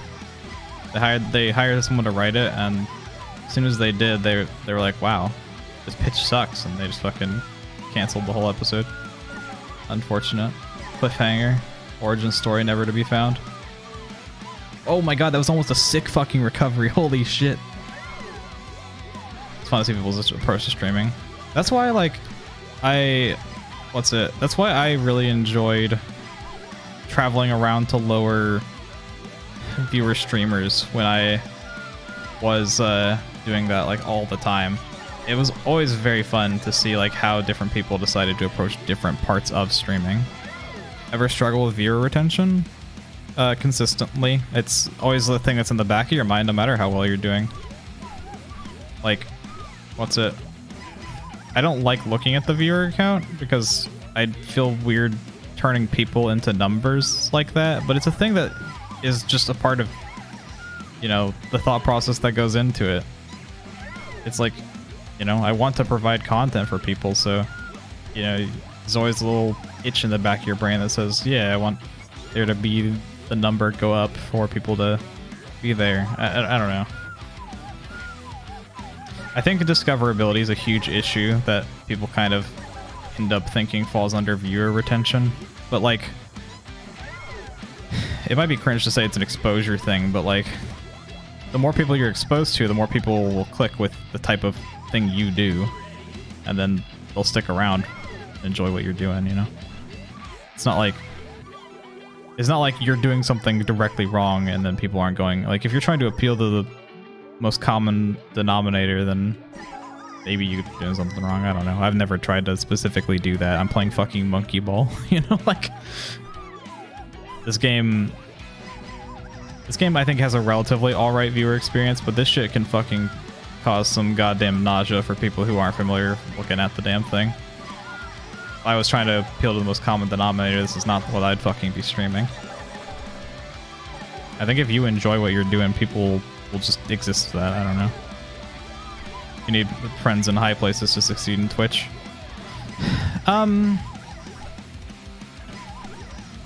That's very debatable. It definitely fucking helps. I'm not gonna sit here and be like, oh no, that doesn't help at all. It's very clearly a, you know, the thing I was saying, it's exposure, right? The more people that you know, those people are going to find you through the communities you're in, and then they're going to be like, oh hey, that guy streams, and then they're going to go check out your stream, and that's all you need. You just need people to check it out. They don't have to stick around. It's like if you get 10 people in there, you're way more likely to get one person to stick around than if you try to super hard appeal to one person, and you'll be happier doing it that way. So I'm not going to sit here and say knowing big names like Simple and stuff and like Fox and haven't helped me. But like, this is like maybe some meta shit, but like, I hate talking about viewer averages. It fucking makes me feel icky, but my averages have built up to the same number 3 different times with completely different groups of people. Because back when I streamed Pokken, my viewer averages, I peaked, I don't know if I want to drop a number, that feels weird. I peaked at a pretty comfortably good number of viewers with Pokken, right? And I fucking hated it because I didn't like streaming Pokken anymore.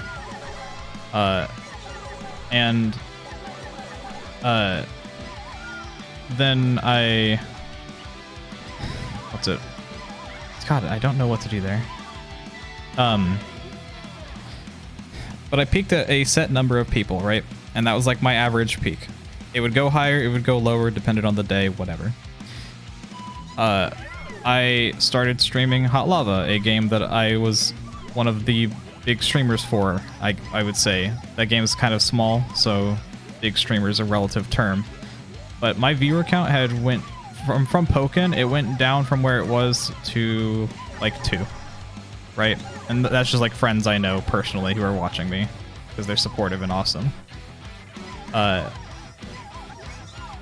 And then after that, I went back down. So I went back down to the like 2, and then I started streaming Hot Lava. I built back up and peaked at about the exact same fucking number that I peaked in Pokken, as far as my averages were concerned. It would go higher, it would go lower, depended on what I was doing. But it peaked at surprisingly the exact same place. And that was with a completely different core of people than it was with Pokken, because the content's different, you know? You stick around the content you like. Pokken, people were there for Pokken. And then I moved to Hot Lava, and people were like a bit more like Boof, you know? They were around for me, and I vastly appreciate that. I don't think I can quantify my appreciation there very well, but more people were there for me. But even then, moving away from Hot Lava into other content and stuff, it was like I'd go back down. I think that time I went down to around like 4-ish was my average for a few months, and eventually I just started doing like I started being more involved in Sob Squad and being like, you know, just doing stuff with like Simple and Mark, and I eventually climbed back to around the same number that I always climbed to with everything else. I think at the end of the day, it's hard to focus on that kind of stuff and feel like it matters and feel like I care. I just want to fucking have some people have a fucking good time watching whatever I'm doing. Get to have some chill conversation, just hang out. I don't know.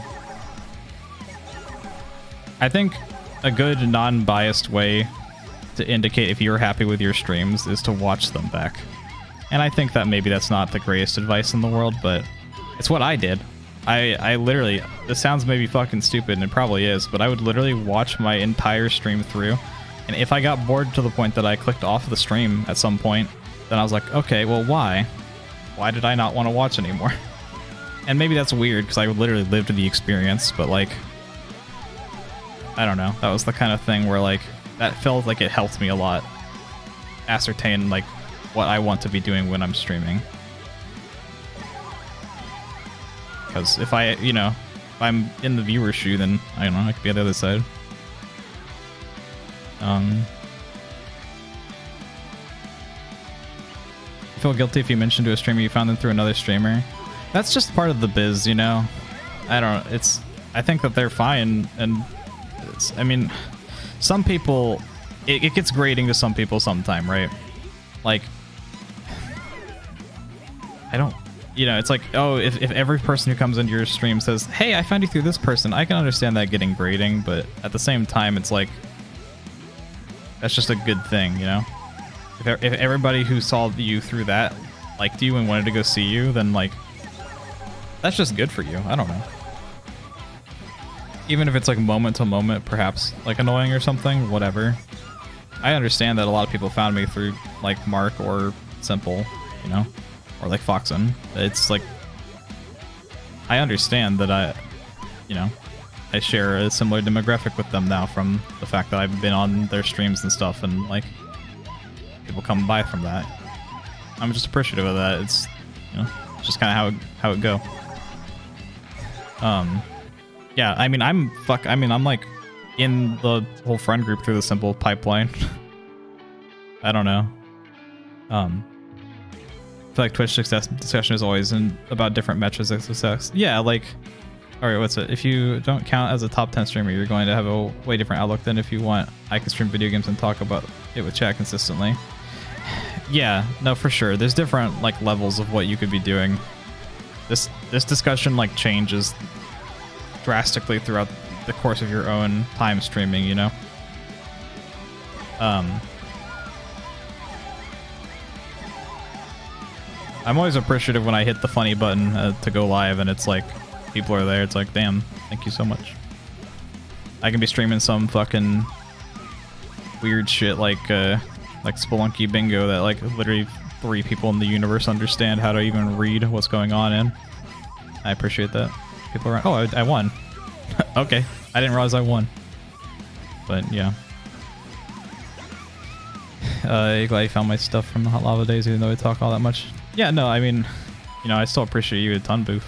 I'm glad you're still around, and that we still, even if we don't hang out a ton, we still occasionally do stuff like the DKO stuff.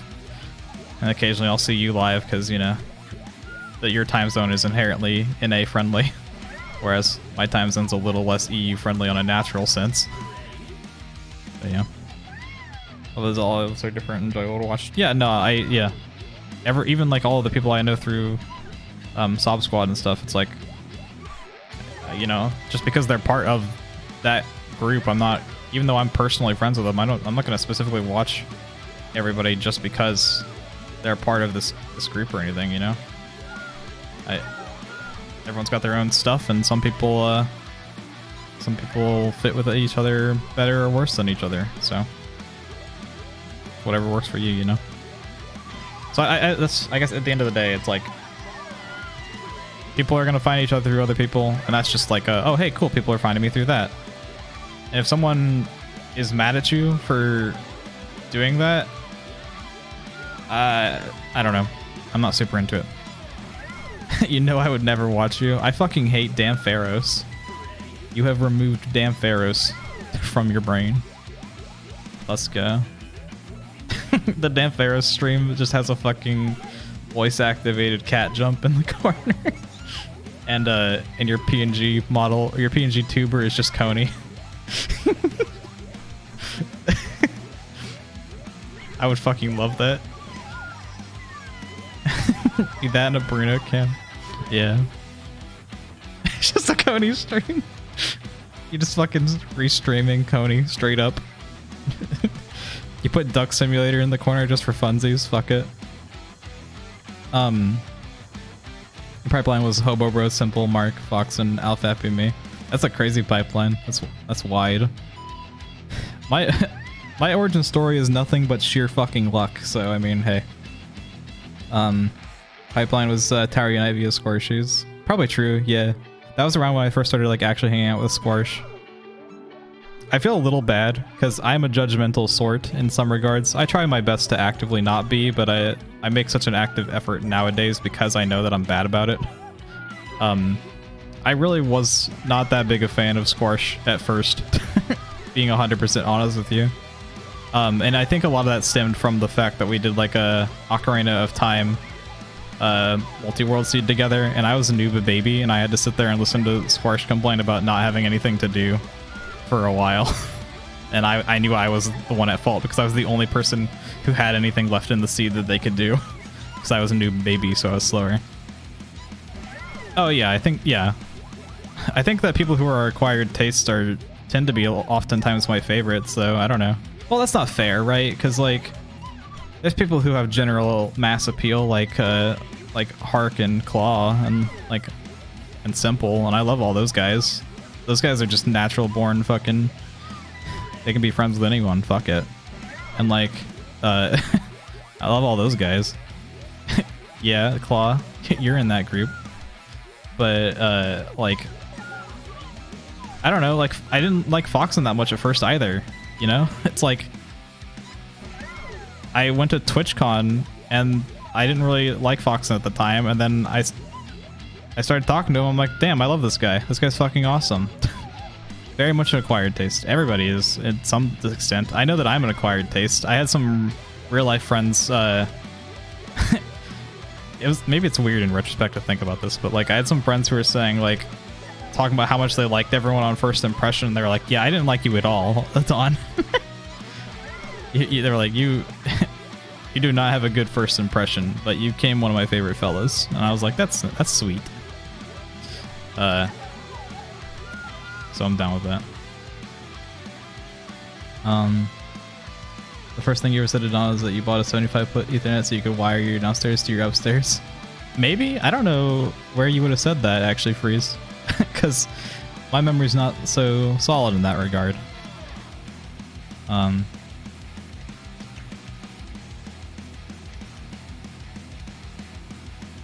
Make an effort to talk to you, like, yeah.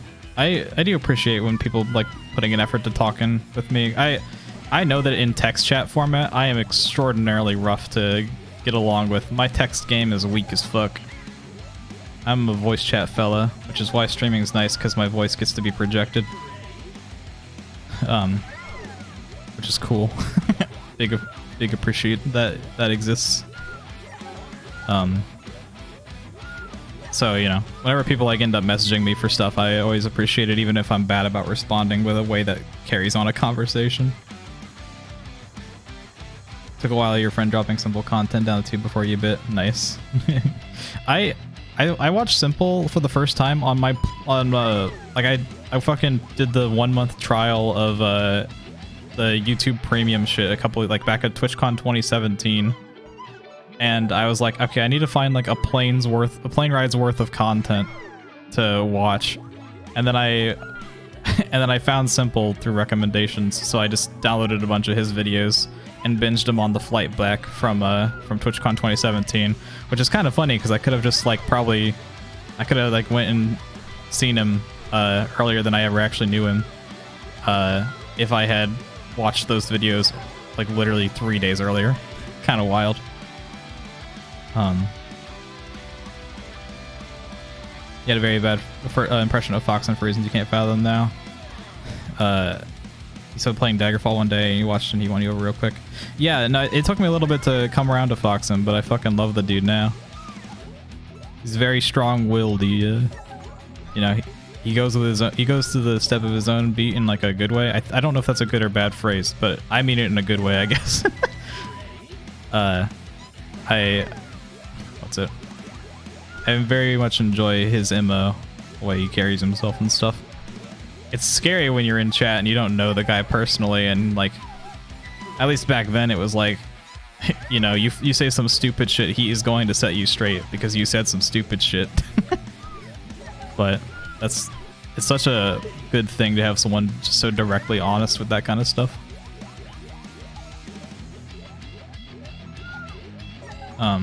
Oh, fuck. Sorry, I know I've been missing a lot of messages. I've been kind of reading from the top rope of the chat. It was right before they disappear. Like, the last message I can see now is that Claw and Damv are dating. Congrats, I guess. You hated me because Alphappy was always thinking about me. God, I wish that was still true. I miss Alphappy. You're trying to run summer for the last 3 years, so you're finally going to stream and then you never get the shit and then sleep. I mean, I'm down to help people set up stream stuff if anyone's ever interested in doing it. I'm obviously not the best at that kind of stuff, but you know, I know a few tricks. I know a few little handy bits. So I can, you know, at least try and help you get a familiarity with that kind of stuff. I really enjoy I enjoy teaching in general. I don't know. I feel like that might be a thing to consider, like, lifetime-wise. Actually, like, teaching content things. Not content like streaming stuff, but I just mean, like, in general, like, teaching it anyone anything. I like doing it. It's just fun. Am I the tutor that helped Tama stream? I don't think so. Am I? I might have. I don't think so, though. I think Tama just figured that one out on their own. None of the streams you hung out in at the time, but saw I was on, I was like, Donfell is pretty funny. So popped in, talking about Wi-Fi versus Ethernet. It was irrelevant. Nice. Wait, you're not a big shitter now, Damp? Huh? I thought you always were. Are you new to the circle in terms of Twitch content, even if you watch for longer? That's fair. I'm normally a lurker by nature. Actually, that's a really good pipeline into like what I was. The reason I am even in the friend group and in this circle in general. Fucking, I would go into Simple's chat after watching those YouTube videos, right? And I'm normally a lurker by nature, but I would see Mark in chat, and so many people would say hi to Mark that I thought it was really fucking funny. I was like, damn, this guy just has to say hi to everybody all the fucking time. So then I just started saying hi to Mark. I didn't know him. I just started saying hi.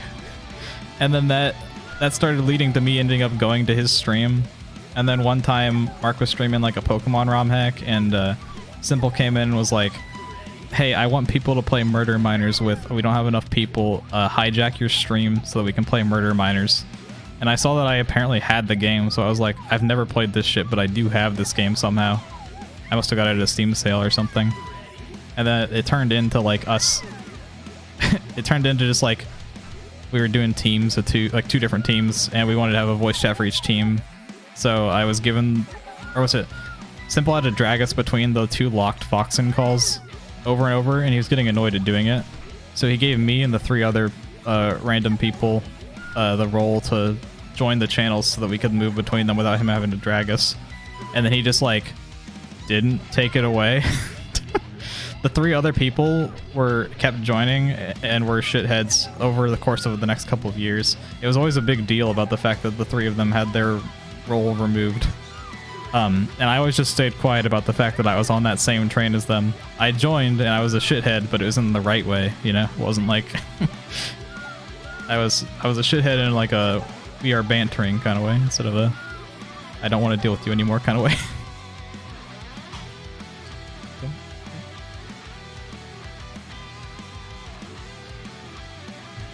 I think I like missed a decent bit of stuff. Apologies for that, I guess. But yeah, I ended up just like getting to keep the role. So that was the thing.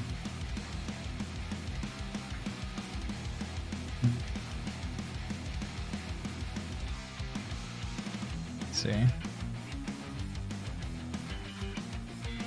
Oh yeah, I do remember you doing that. Tama sending me this stuff. I forgot that was the thing that happened. Yeah, you mostly set that shit up yourself though, for sure.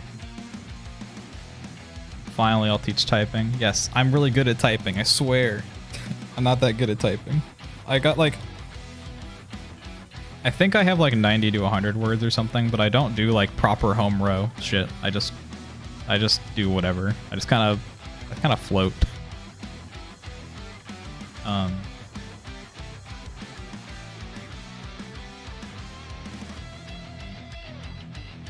I need to update my Fubar playlist for sending so that you can have the updated version, Tama. Because I've added a shit ton since last time. It's probably time to warrant a new update. That's basically what happened to you and Terry Night. You bought it the week before because a friend is always a flake, was like, well, please, let's play it together. And then he flaked. Yeah, that happens. Locked Call's always been intimidating because there's like 8 people in them at random times. I've been trying to be a bit better about going to servers that aren't just mine recently. Like I dipped back into Foxen's a couple times over the last week, like the open chat, because even when I was hanging out in Foxen's regularly, I never went in the open chat. But I'm just doing that recently. It's been neat. I will say, if you want to work your way into my heart, I am a very simple creature. You play a game that I like, and I'm there. I fucking... you pop into town with fucking Spunky on the gate, or Monkey Ball.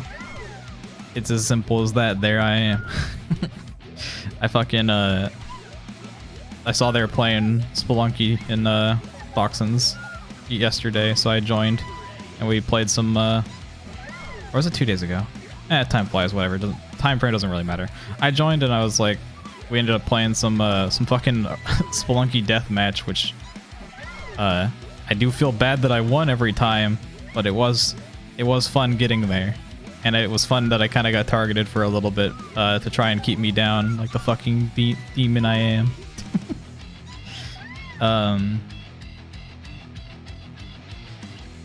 Won't join if there's more than 6 people. Yeah, that's fair.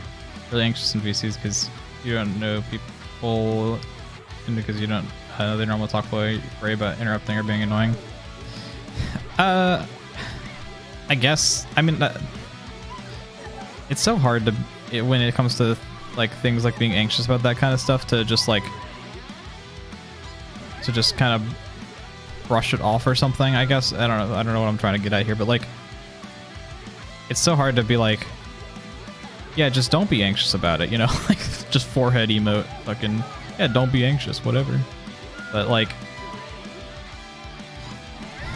I don't know. I was super anxious when I first joined the voice chat a few times with a role that I wasn't supposed to have, to talk to Simple, Foxen, and Mark, you know?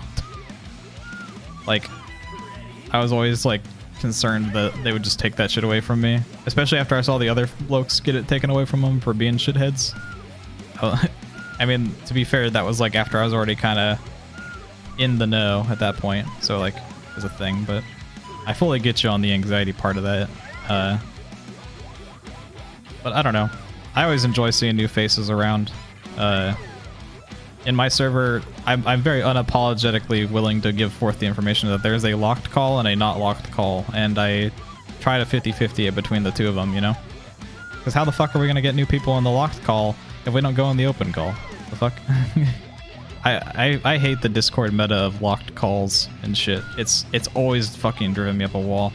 I think I understand it, and I play into it because, you know, I have a locked call. You know, it's like it's a necessary evil at a certain point to be like, hey, I just want to talk with these people I already know today, kind of thing. But like, I like to meet new people if I can. I met, you know, like what's it? Like Lucid, right? Lucid is just some guy who I had only seen in my stream like once or twice, and they joined the open call, and I was like, they kept joining the open call. And I was like, yeah, you know what? Fuck it, here you go. You know, it's like how you meet people.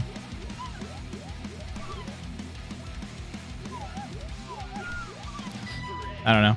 Locked call dynamics are annoying to me, especially when there's one locked call and then there becomes a second one. The moment there's a second locked call for the locked call, I'm fucking out. I bounce. That shit will make me so fucking irredeemably angry. That's like the think about it for days on end, weeks on end, fucking anger about it kind of thing for me. And you think that's maybe absurd, but it's like irrelevant constantly. Stage 2 VIP. Sorry, I've been really fucking ignoring chat, I think. Damn. Yeah, Freeze, we always wanted you to join call, because, you know, we love having you around, but, you know, it's fair to be voice chat shy. Because, like, I'm not very good at text chat, and if you don't feel like you want to partake in voice, you know, don't want to force it on you. You know, like, maybe you run the, I like a Spunky. I just like Spunky. I'm a simple creature. I'll take my offensive patch. I don't know what you're talking about, actually. Or telling Rose sorry for joining and bringing down the vibe when you were leaving. Damn. I was actually talking to Rose for the first time in a long while earlier today. What? Guys, yeah. I love talking about being in or not being in the locked call. That's like the one dynamic about it. It's a little like, eh. You know, I don't want to have to be like, oh yeah, I didn't give it to these people for whatever reason or whatever not reason. It's just like if you joined the call or whatever, then I'm, you know, whatever.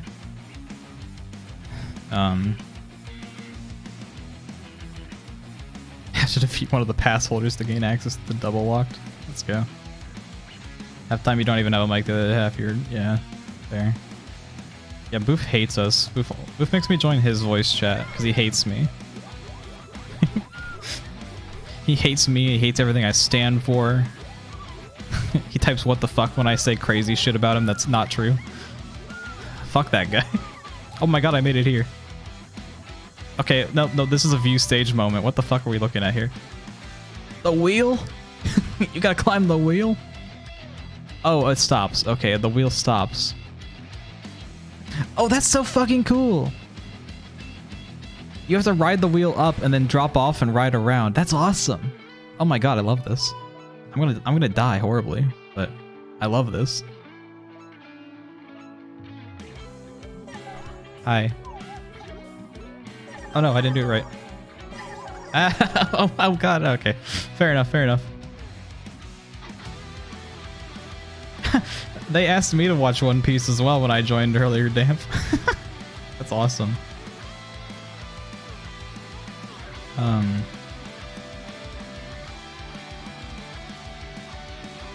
To try and fight anxiety when I call sometimes? Yeah, sounds cool. Always down to have more people around.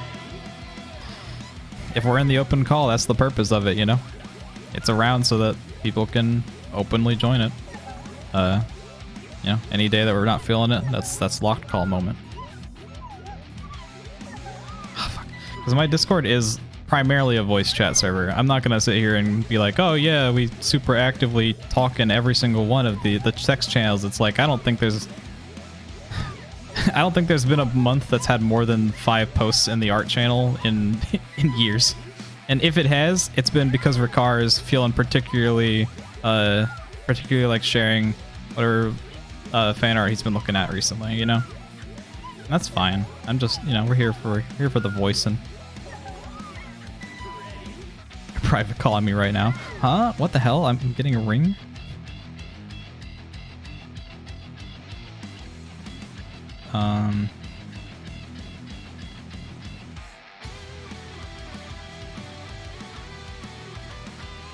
There's like 6 people on calls you don't know. I mean, that's fair. That's probably going to be true for just about any established call, unless you like happen to know everybody, but that's probably a call you already joined at that point, right?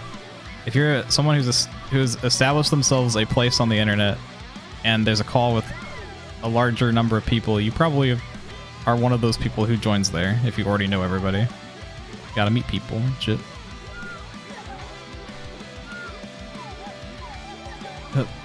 Oh fuck, I'm in here already. I didn't want to be in here already. This is scary. Alright, I'm on the thing. Oh fuck, that's what you're supposed to do? That's the exact opposite of what I thought. Wait, okay, so you're just supposed to go up and then just get dropped down onto it. None of this spin shit I thought was cool. What the fuck? You just gotta go. Alright, well now I know. The rest of the level doesn't look too bad, honestly. This looks pretty tame comparatively. Oh, here, wait.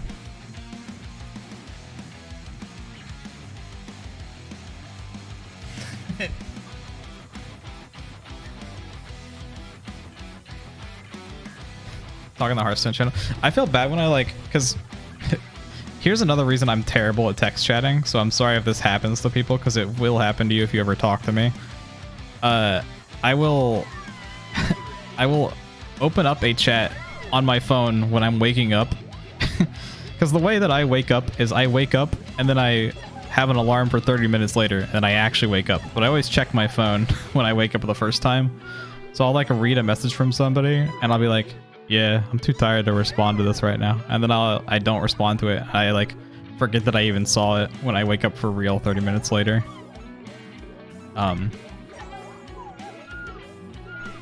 So like a lot of times I end up not replying to text chats shit. So like I'll go to the Hearthstone channel to like post some random shit from a Battlegrounds match I played that like was crazy. And then I'll see like some Gween shit from like 5 days ago that I forgot to reply to because I checked it when I when I woke up. I was like, oh fuck. The wake up alarm than the actual alarm. Dude, I love that feeling so much that I specifically planned for it. So I mean, hey.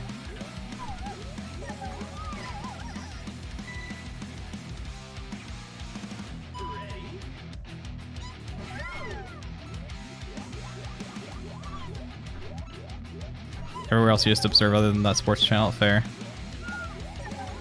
Not trying to like force people to join voice chats they're not comfortable with joining. I'm just saying that you're welcome, you know, around my chain of the block. Try to keep my street relatively open. The day that I add a double locked call that isn't specifically for streaming is the day I need some sense snapped back into my ass.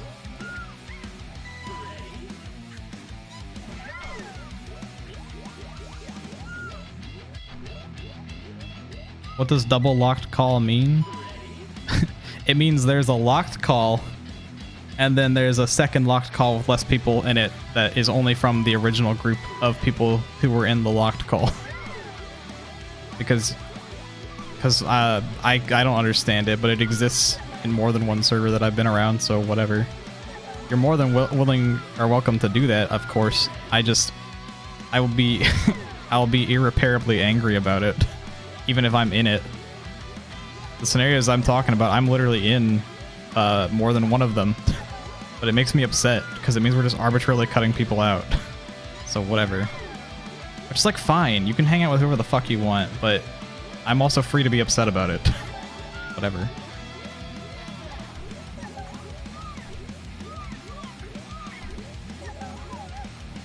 Making 500 locked calls right now. Boof. That literally doesn't matter because I have admin privileges in your server. I made your fucking server. I have access to everything. You gave me the fucking god perms.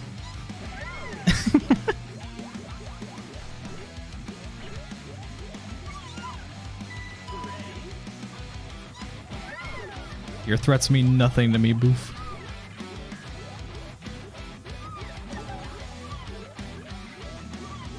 Anyone who's European or wakes up at a reasonable time frame should watch Boof stream Dark Souls because I can't. I have to play Dark Souls before I can watch Boof stream Dark Souls.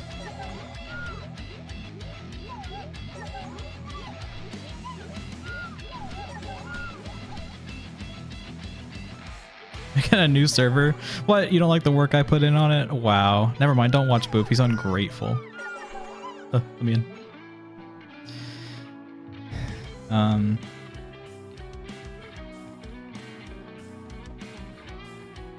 What episode of One Piece are you guys on? I've never watched One Piece. It feels like I'm fucking marrying that show if I watch it, you know?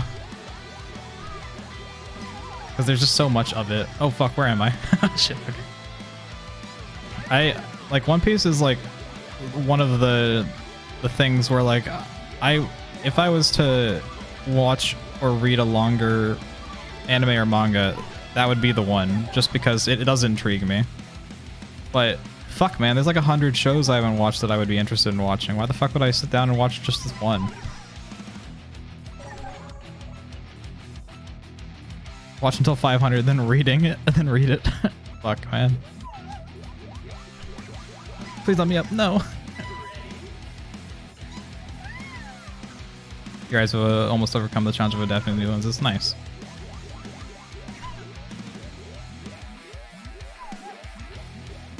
I would probably be able to bear it if I read it, but there's some manga that I've tried reading that's like 800 chapters. It's like I get to like I generally tap out at around chapter like 300, 400.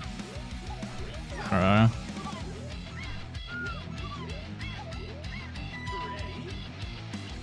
Watch 100 shows or just one? Yeah, probably. If I watched One Piece, I'd have to watch the like the supercut or whatever the fuck it's called. I'm glad that World 10's theme is kind of rocking hard. Dude, is there a zero with emote of someone playing a guitar? Because cat jumping with that emote would go fucking hard. I say this knowing that I can't add zero with emotes unless I add them myself. That'd be sick.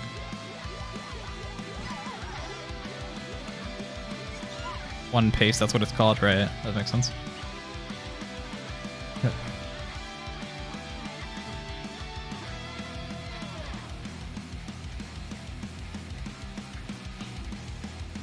Scrum.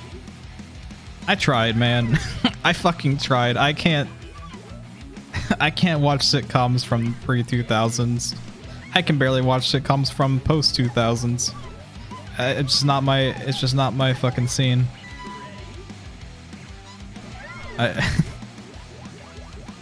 Alpha's like Alpha's like a fucking hilarious twist in the 80s on the comedy sitcom tropes. But he's just like, oh, I'm stupid as fuck. He's just like another drop in the bucket in the 2000s for me, just because I don't have a taste for sitcoms in general. I never watched them. I didn't grow up watching sitcoms or anything, so I don't have any tolerance for them, I guess. I don't know. I wanted to like it because it's a thing that you enjoy and stuff, but that's why I stuck around to see if I'd enjoy watching it, but I really just was, I don't know, I'm just not into it, unfortunately.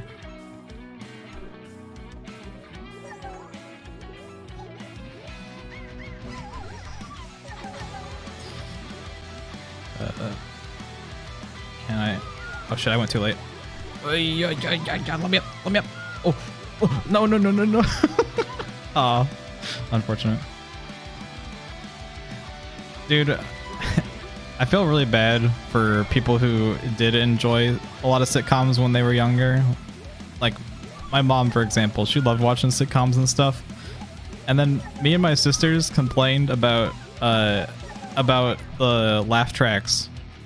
And then she started noticing laugh tracks, and it like actively ruined her ability to watch any of the shows she used to watch when she was younger, and I feel really bad about that.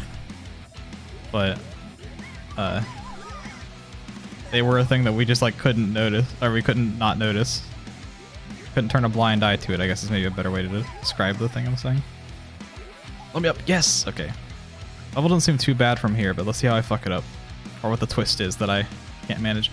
Oh, this is faster than I thought it is. Not a big deal, but it is faster.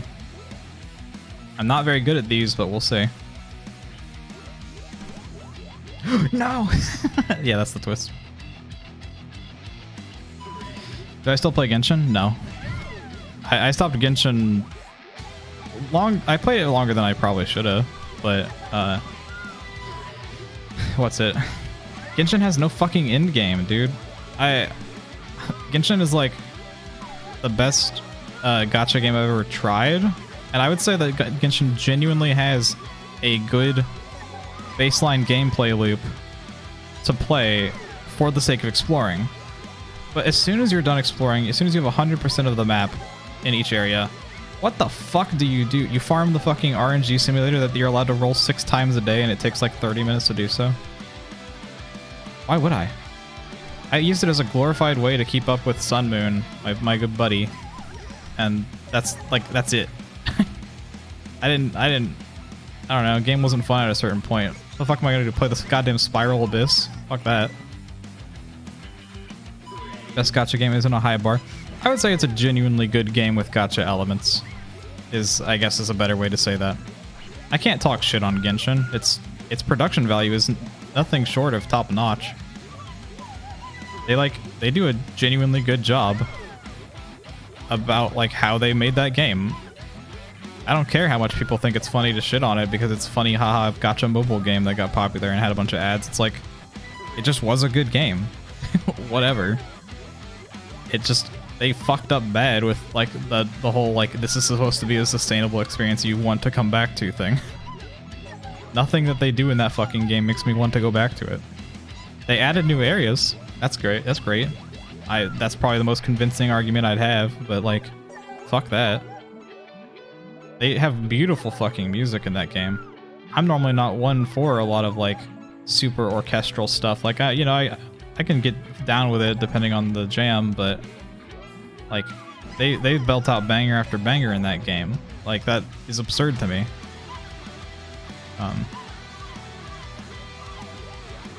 But it's like, you know, it has a lot of good things, but what do you do in that game? You finish the fucking actual exploring part, and then there's nothing left for you. You have to grind an RNG system that's completely terrible.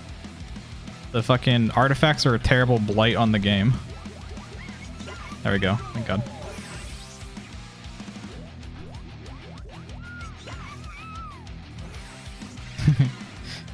my brain shuts down with the lore sometimes, and I'm it's a character flaw. Alright, let's see how long World 10 takes me. Because I feel like the first 2 levels have taken me... They've been, what, about an hour now? What is this one doing? What? what are we doing there? Wait, there's 10 worlds, but then there's more stuff after that. As far as story goes, there's 10 worlds.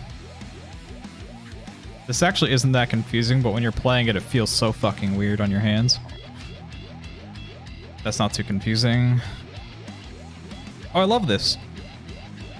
These are really fun to do. I'll die a bunch right here, but it's really like, it's really fun. I didn't realize I paused in the middle of one of them. It's just a good game that starts, it's hard to keep playing. The daily incentives in that game are fucking terrible.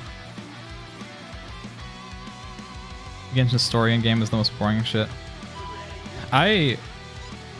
You all know how I play games. I mashed through every bit of text in all of Genshin when I was playing it. I don't give a fuck. I don't give a goddamn what these virtual characters are talking about. It means nothing to me. What are the controls in this game? This is a one-handed game. Oh, I was holding it too far away from the camera. I'm a button masher. Yay! How do you lance it? Why is this my best attempt? Why the fuck is me just holding the controller off to the side my best fucking attempt, dude? I'm mad. I'm bad. Yeah, no, monkey ball is just a stick. You have your hands on a stick, it probably will work, but I would recommend a GameCube one specifically. The GameCube, so the GameCube controller is notched, right? Like you get the little notches on like the edges and shit. That is perfect for monkey ball. Using any other stick is rough as fuck for monkey ball. And I know that's kind of a barrier for entry, but if you're not doing Kaizo stuff, then any controller will work fine. Do college shit while mashing for Paimon to just get through her fucking text, yeah. Oh, damn.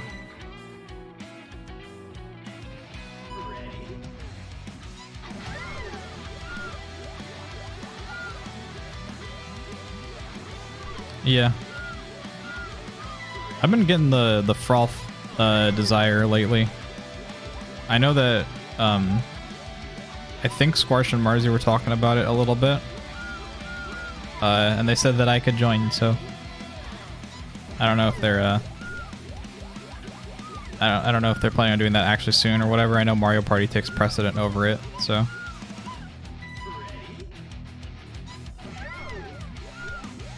use a flight stick. Oh, I thought you were saying fight stick, and I was like, I could, but that would suck.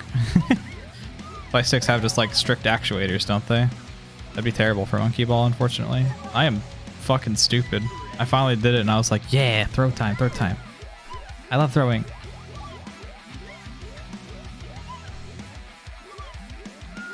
Fuck. You're so inconsistent with liking story in the game. I have to like the game before I can like the story. A game where the focus is the story will never grab me. A game like Elden Ring, where I just enjoy the game a lot and keep playing it, will lead me to enjoy the story just out of merit of I've lived in that world for long enough that I have some kind of care about it. Like, yeah, I've passed by this place 4 times. Why does it look so like this? Why is there this big dead guy here? You know, like whatever. It's just like the game didn't force me to care. So then I naturally developed the desire to care because the game put me in a scenario where I could care, you know?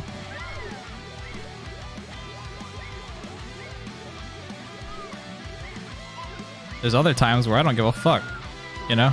It's like, and that's most of the time. But I have to enjoy the game first and foremost. I'm not gonna play some PlayStation exclusive story-driven game that has like subpar stealth cover shooter mechanics to try and make me give a fuck about the story. That's fine for other people. I'll watch a movie. Whatever. I don't even watch movies that often, you know? But, and I don't mean to like shit on something that someone else likes. You're more than fucking welcome to enjoy everything I do, and in fact, I hope you do. I hope more people are able to enjoy more things than I am. I know that my tastes are particular and picky, and I wish I wasn't this way, but god damn it, if I'm going to be, I'm gonna fucking have my ground covered. Usually you just feel like mashing through the story, you wind up not caring much about gameplay either. There are a lot of games where you want to get back into you actually do care about the story, but you don't want to get started and get mashed through the shit you already know. That's fair. It makes it so hard because there's games that I think I would like maybe enjoy, but then like the story focus makes me like want to not do it. Make you want to get into reading manga. I do read manga. I don't have anything particular of note. I basically just read a lot of trash, but like it's just something to do when I'm in bed, when I'm in the bathroom or something, you know? It's like it's just something in at my fingertips, nice and easy. Get a story, whatever.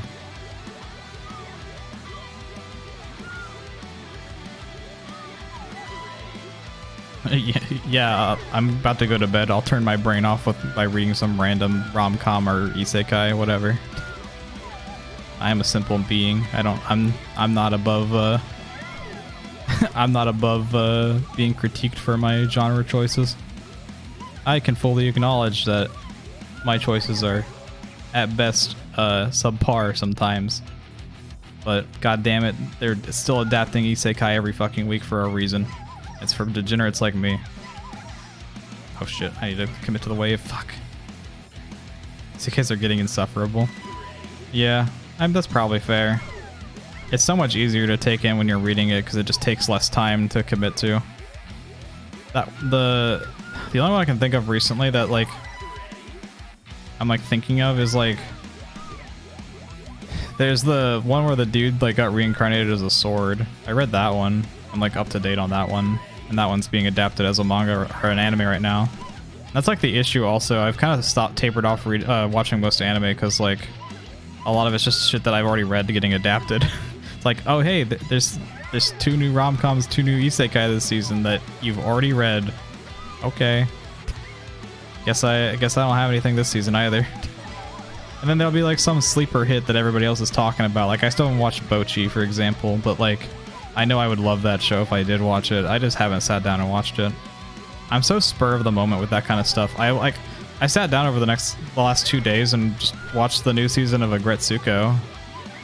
Why? I don't know. I hadn't even heard good things. I'd literally heard bad things. I sat down and just fucking watched it for funsies. And I ended up enjoying it. I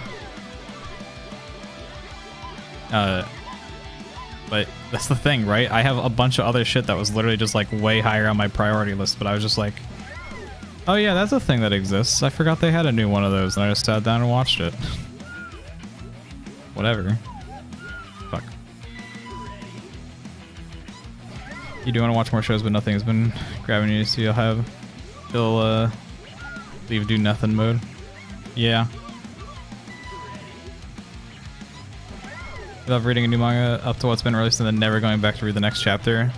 That's nice though too, right? That's like a fun way to read stuff because then when you do think about it again, you're like, oh yeah, how much that's there? And you go back and it's like, oh my god, there's 50 whole chapters since I last looked at this shit. It's kind of nice. Fuck, I'm screwing the pooch here, god damn. Read the sword one when it was a light novel? Nice. I have not read like any light novels because I like the pretty pictures. Like Log Horizon is the only thing I've read the light novel of, and even that I never finished the 4th book. I didn't even finish the new season of Log Horizon when the author got out of jail or whatever the fuck. I think they were in for tax evasion or some shit, but that guy got out and then they were like, okay, here you can have a 3rd season of Log Horizon, and then I just like I got to like episode 9 or something and put it on hold. I don't know. It was really boring compared to how I felt like it was in the book. Because I feel like a lot of what that season is, is just shit that like was not. It felt like it read so much faster than it is on the screen because it takes a lot of text, and text takes forever to fucking portray, and there's just a bunch of talking going on in an anime, you know. Whereas in like a light novel or a manga, it's like a couple pages, whatever. Who cares?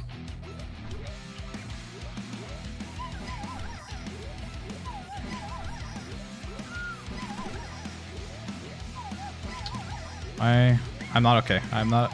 Oh, I am okay. I'm not okay. Fuck! I knew it. I knew all along. Damn it. You haven't watched anything since we finished Birdie Wing? Yeah, even that I only watched 4 episodes of. That habit of rereading the same thing. You reread Horimiya like 5 times, and you recently reread it all of Solo Leveling. I've not read Horimiya, but I fucking loved the anime. It was really good. It's one of the few things I did watch over the last couple of years. And Solo Leveling was really good. Isn't it like getting a adaptation or something, or maybe it already got one? I didn't keep up to date with it, but I think I started reading Solo Leveling like a month before the final chapter came out or some shit, and I ended up being caught up just before it, like the final chapter got uploaded, and I was like, damn, wait, that's the end? I just saw this one get uploaded. It's like, oh, well, fuck. Had a little after story after I just finished. Oh wait, what, for Solo Leveling or for Horimiya?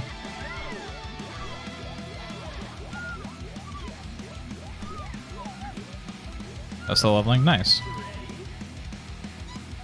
That'd be cool to look back at. I have not thought about the series in a while.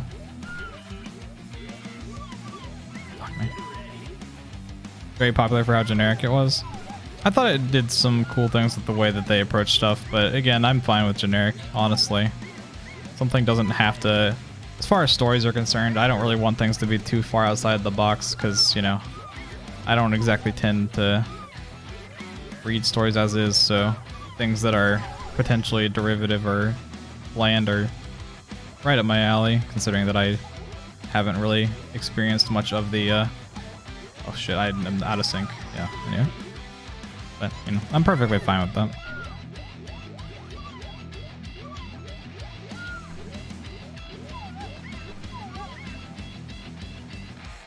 You just happened to reread all of it when they started doing the after stories that gave you something to look forward to over the past few weeks. I don't know why, but that message reminds me of the fact that fucking Homestuck was getting after story shit and like weird alternate timeline garbage. I don't know. I read all of Homestuck. I'm one of those dudes who did that back in high school. And then fucking the follow-up to Homestuck was like, it took forever for them to actually finish the fucking story in the first place, and then they were like, time for Homestuck 2 or whatever the fuck that was, and I tried reading it, but it was fucking terrible. Holy shit. I don't know if my taste had just changed and it was the same quality that Homestuck had always been, but fuck, it was bad. Homestuck might be bad, I don't fucking know. I read it when I was younger and I was down for it, whatever. Uh-oh. Unfortunate. Golf has been on your mind to the point where you actually looked up the membership costs of the local country club. That's awesome. I mean, it'd be cool if you ended up deciding to go through with that. They went hard with the edgy cringe shit. Is that like in general? Was that always a thing in the Homestuck? Like, I knew they were edgy, but I didn't remember it being like that degree of just full-on unapologetic edge. I don't know if Hussey just went emo now or what, but it's kind of what it felt like.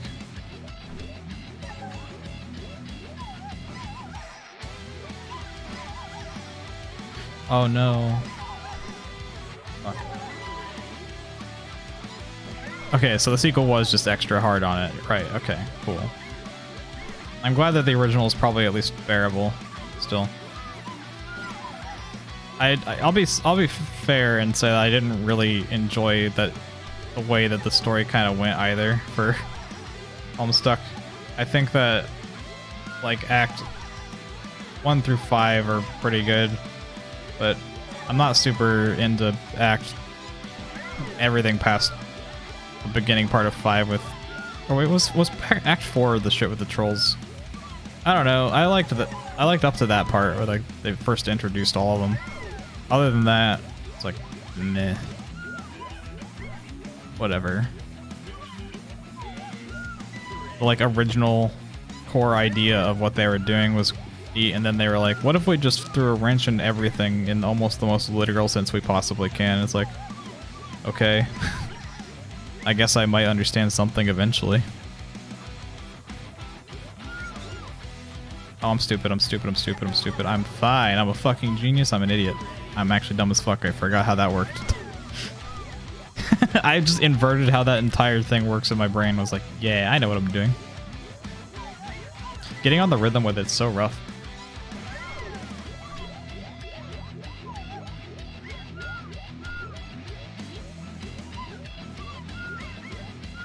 I should have beat the level the first time I got past here. Wild ride I just took you through. I'm glad to hear it.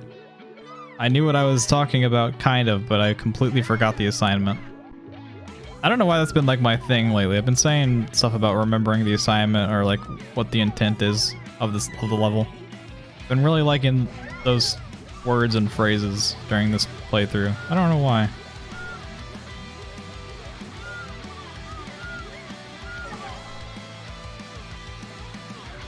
They both have their own clubs, that's why I haven't not really played. Well, that's good for you.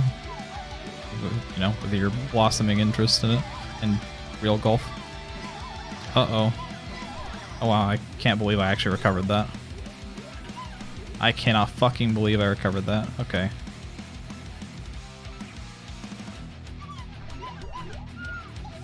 Fuck no! Ah. Damn it. I didn't convert proper.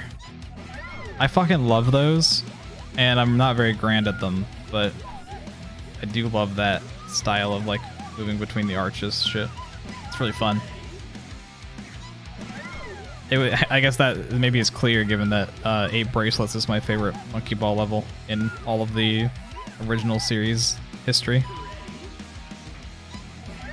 I don't know if it's my favorite level overall. You include ROM hacks in the mix and it's like, I like them for different reasons. Completely incomparable. It reminds me of like when Boof asked me like how difficult the levels I was playing were yesterday, and it's like, that's such a broad stroke because it's the earlier part of a ROM hack compared to like the fact that I've done absurdly hard shit. Is like, it's such a weird comparison point to be able to make. It's a valid question 100%, but to answer that question is a whole other can of worms. You don't know what's hard and what's not. Yeah, it's really hard for me to like describe that as the whole thing. Like quantifying it with a number is like weird to me. Uh-oh, uh-oh, uh-oh, oh yeah, I fucked that up.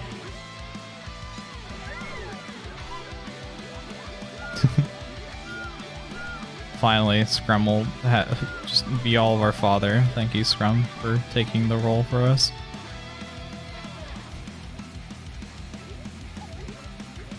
I needed a golf-playing father figure. Yes, let's go. I got called champ. You guys hear that? I'm the champ. That means I get to beat this level next try. Not that one. I was never gonna say that try. What do you mean?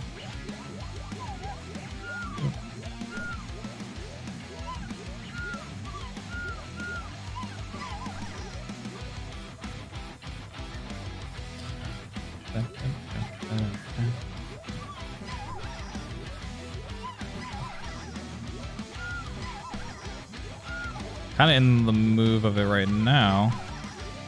I'm stupid. I'm fine. I'm not actually dumb. I'm actually incredibly genius. Fuck, I'm dumb. God.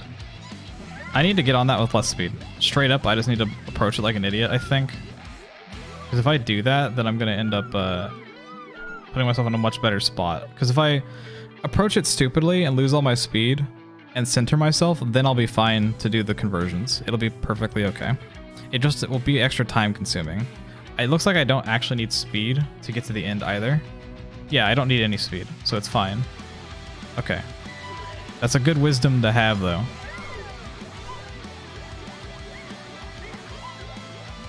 How about we go on a virtual fishing trip, sport? Fuck.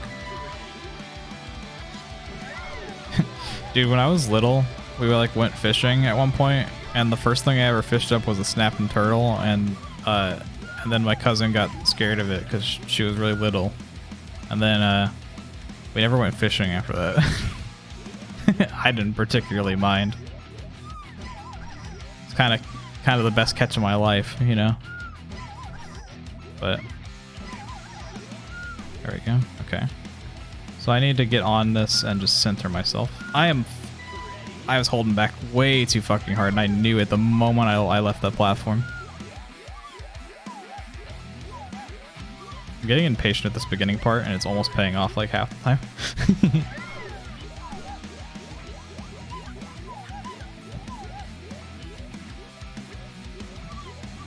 I don't know. Watching stuff in general has like never been my strong suit. Even when I was younger, watching shows and stuff was normally like a background activity for me playing on my DS. I'd like throw on random like Cartoon Network or Boomerang shit.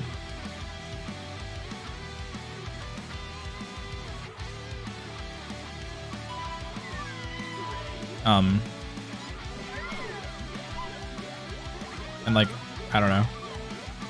I'd watch Marvel movies because there's something easy to stomach that you can play, that you can watch with friends. See, I literally, I'm naturally trained to not use the correct verb there. But,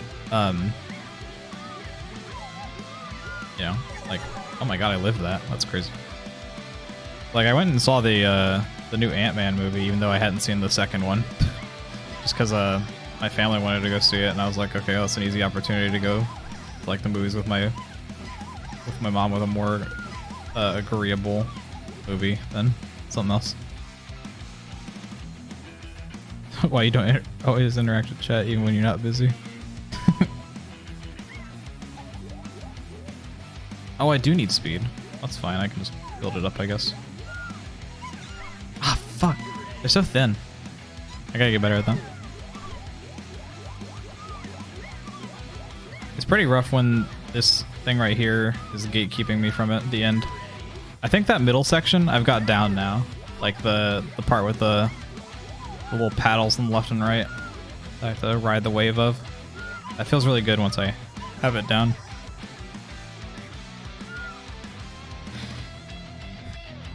You just need to hear people being people, you know? Oh, yeah. Just chilling.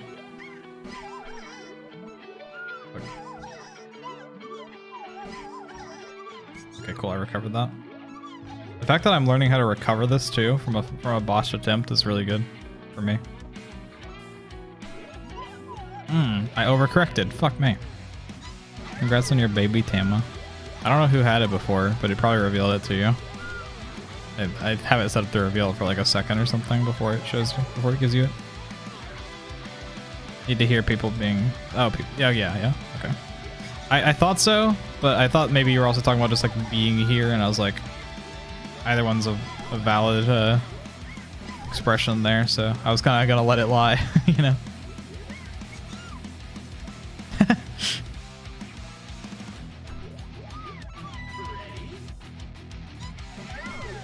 I love the baby being hidden because the you know, you have to check before you redeem the baby, or it could just be that you were the last one who redeemed it if you're someone who often wars for it, you know? I think that's awesome. I fucking love that dynamic for it.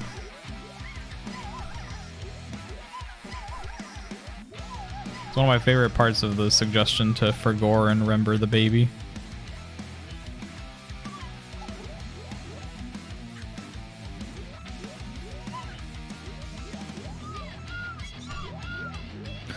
Does it get thinner? Oh no. It gets minimally thinner. Uh-oh. How to play. Oh. Yes, of course. Monkey ball.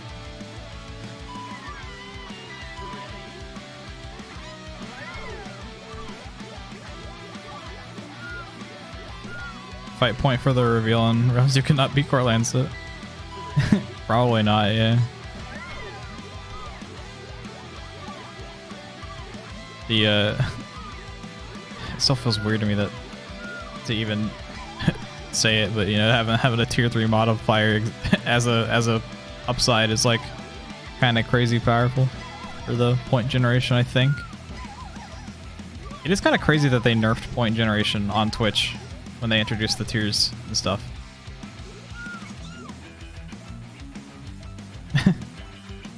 Oh no. You've learned the tricks of the monkey ball. My content will no longer be unique. Oh fuck it. Everybody's gonna... Oh wait, we're... Nope, never mind. Now it's unique, guys. We're moving to a new level. Funny. Funny too. But yeah. Now Corlance is just gonna steal all my moves. Wee. Okay. You always gotta test the waters and see how much they rotate. It's just enough that I have to go kinda slow. And I don't know how to quantify that because I never look at the number down there. But it's just kind of a feel it out thing. You gotta go kinda slow.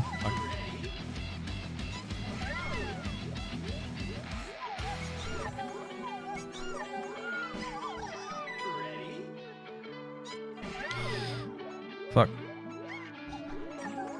I feel like I've always been kind of a people pleaser with the kind of games I try to play, and maybe that doesn't make sense given that I do just kind of play the shit I like, but I'll have a bias towards things that I think are watchable. If I'm like sitting in a Discord call and I'm like thinking, what am I gonna play?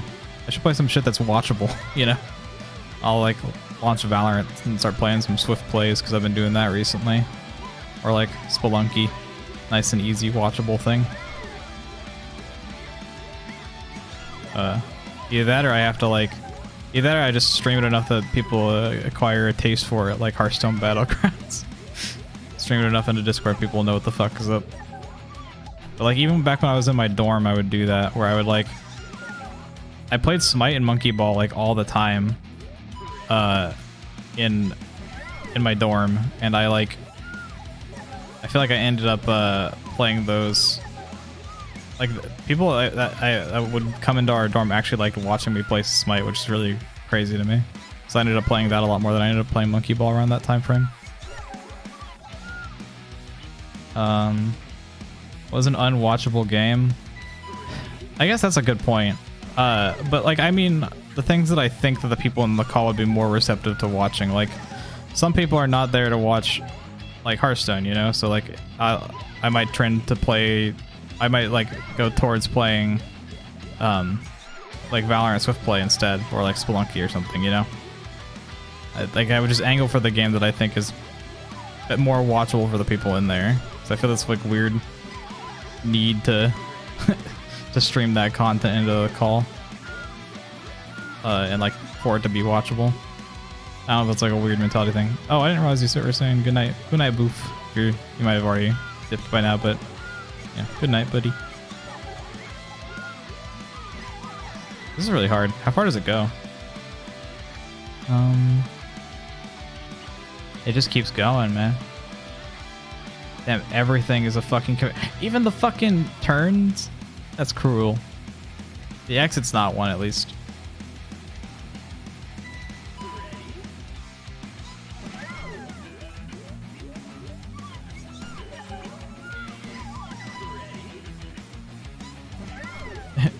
I'll be real, I didn't end up watching that, Tama. I don't even know what you're talking about. Was that from what you were doing last night? Because I don't think I did end up opening that up.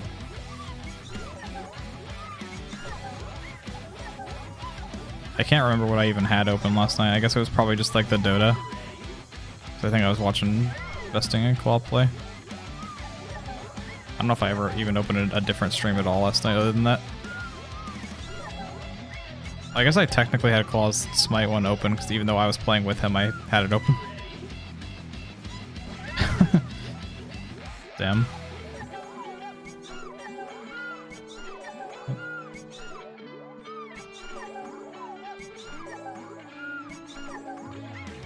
I definitely enjoy the moments where you are fighting a boss and it has low health and things are looking dire. A lot more after playing Elden Ring. I always thought, I mean, yeah, it's always like so cool to be in that moment, but like, I don't know, Elden Ring really did give me an appreciation for like the you're on your back leg, but so are they kind of shit with a boss. I feel like most bosses in games, it's like they're a pushover or you're a pushover comparatively, and you have to like, you know, when you win, it's a pretty decisive victory. Oh my god, I fucked up on that last one, that sucks. Sekiro, is that amplified?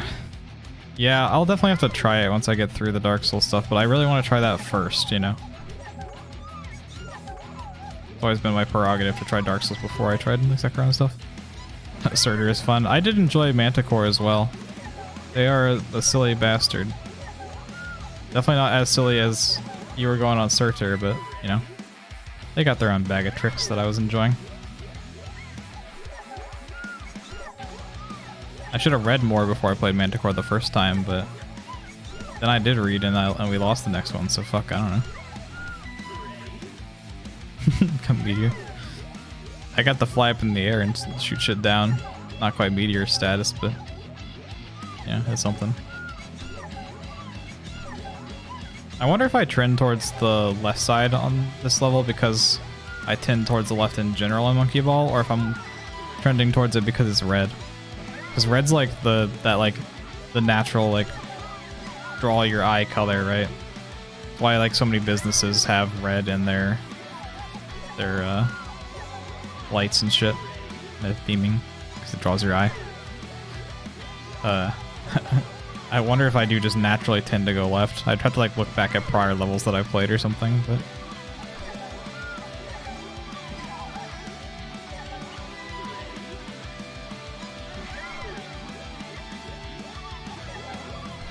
it's like when I went left in Omnific all the time. True. Did I go left or did I go right? I can't remember. In Surf, I do tend to go one way, but I can't remember offhand which one that is. Oh fuck. Pretty sure it's left. Yeah, I don't know. That sounds right.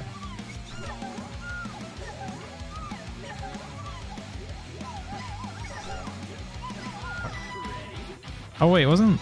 I think World 10 was supposed to tie together the story in this hack or something.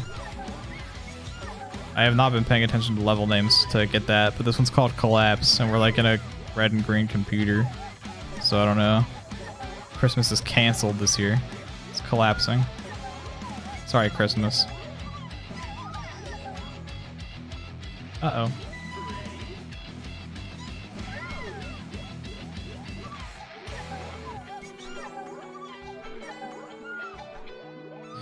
The fact that I'm only on level 4 right now means I might not be beating all of World 10 today, which is kind of blowy, I guess, but we'll see. Maybe I can make it happen.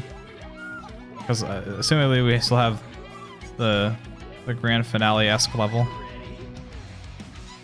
Claps the Christmas verse. Christmas is over forever, sorry. Just heard word from the big monkey ball. Can't have that one anymore. Why do I sound like some fucking Fox News shit? Like, damn, the fucking liberals are taking away our Christmas. Sounds like some actual cringe shit.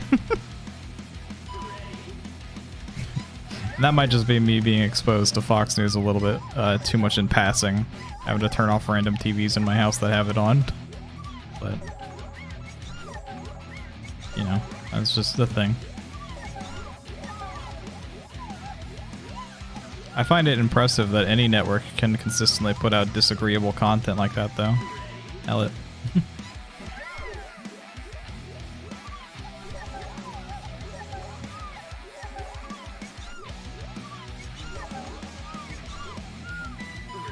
I went to look at Dad's Clubs and found something neat. Congrats.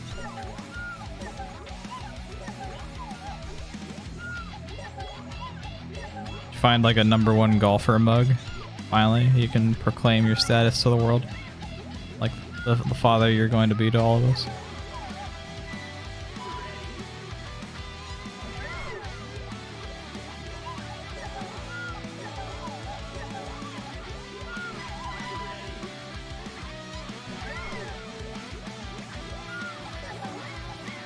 Alright, something's been on my mind. I gotta do something real quick.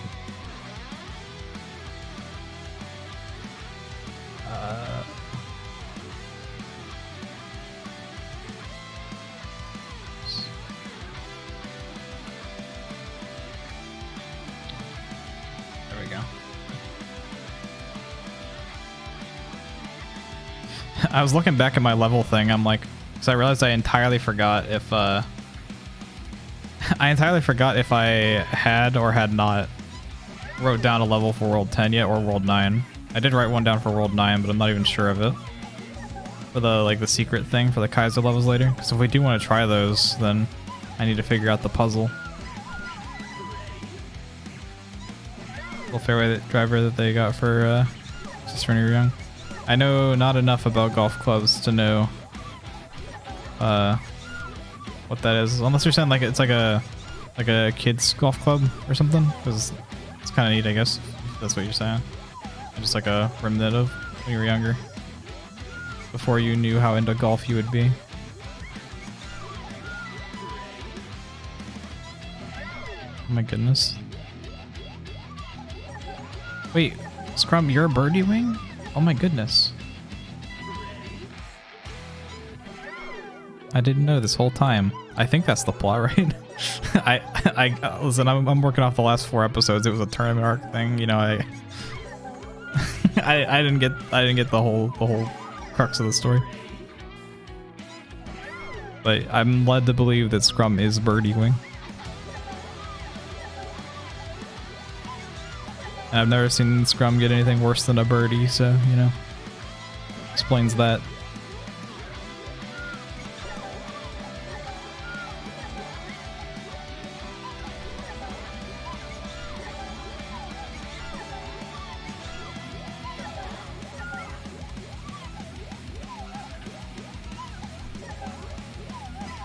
Fuck.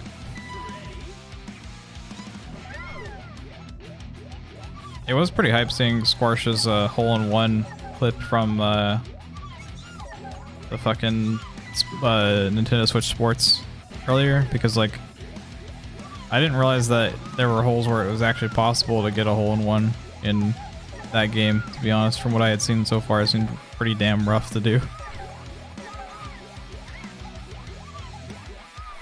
That was neat. Oh fuck, I went way too fast. Yes! Scrum is birdie wing, let's fucking go. Oh fuck. Uh-oh. You seen... Listen, false news or fake news getting spread around in my chat? That's fucked up.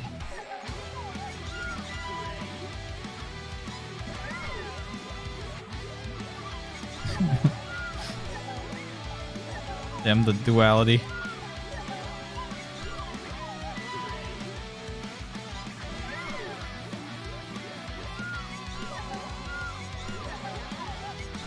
Sorry that you guys are enemies. Natural born. Fuck.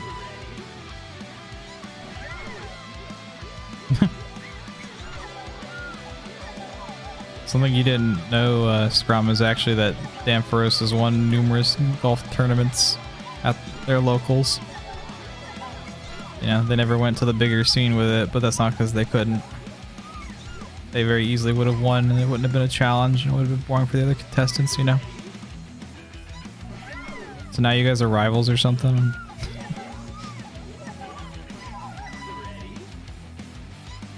Dude, I'm a fucking mini golf guy myself too, both in real and in virtual. I can appreciate the nuance and stuff of full golf, but it's never been my cup of joe. Like, I can be very impressed by a hole-in-one from it, but it's not my thing. Now throw me some Golf It, and there you go.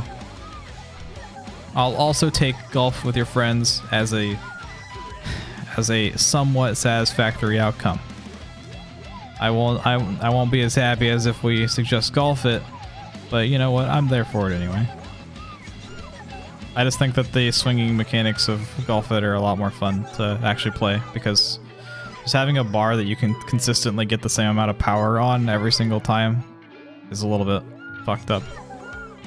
The fact that there are more lineups in Golf with Your Friends than there are in Valorant that I remember is very fucked up, because I've actively tried to learn lineups in Valorant and I just passively learned them in Golf with Your Friends.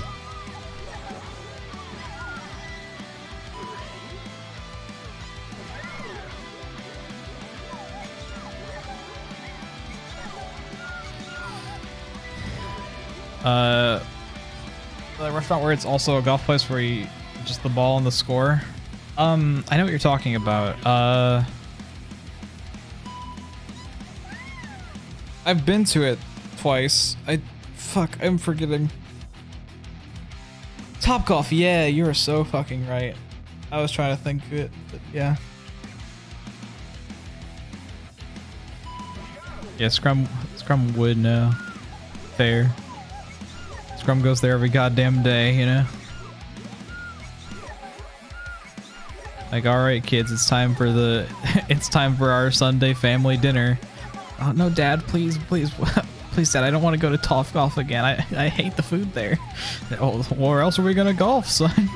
go back to fucking Top Golf. Dad, please, I want to go to Chuck E. Cheese. I can get the tickets to Chuck E. Cheese. Dude, that was like actually kind of me when I was younger. Not like the Chuck E. Cheese thing or anything, but like, I'd be like, can we go to Dave & Buster's? Please, please, please. I want to get enough tickets to get Pokemon Conquest for my friends so that we can verse each other. Because that was like a thing. I got my copy of Pokemon Conquest through tickets and got their copy through tickets as well. It probably cost more than if we had just bought the fucking game, but, you know, I don't think it was that much more because we were pretty damn good at some of the machines there. Fuck. Sorry, Scrum, I'm booked for the next, like, fucking week. Unironic. Actual, real, and true. I actually have plans for some amount of time, which is wild.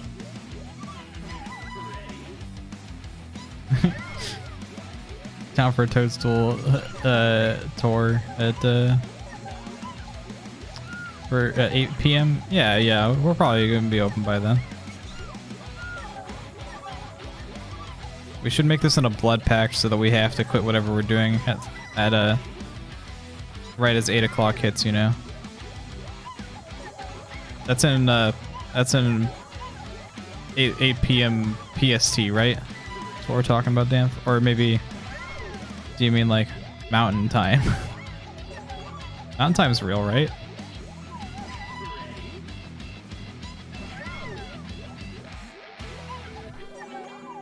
Just get 2 turns in, fuck it. We're out of here. I really like this part of the song where it's just chill jamming out, like building back up into the song. I don't know if there's like a name for that in a song, but I really like it. Just like the reprieve from it going hard for a little bit. One sec. Well, you're well aware of what you're making me do. Or if you're not, you will be. Where the fuck is this? Oh, here it is. This is this is what happens in Placid Plastic Duck Simulator.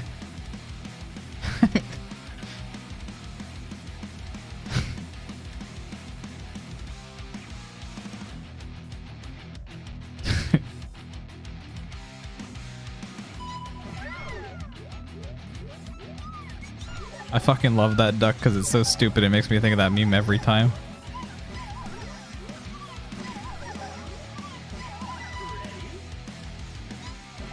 How intense is Placid Plastic Duck Simulator?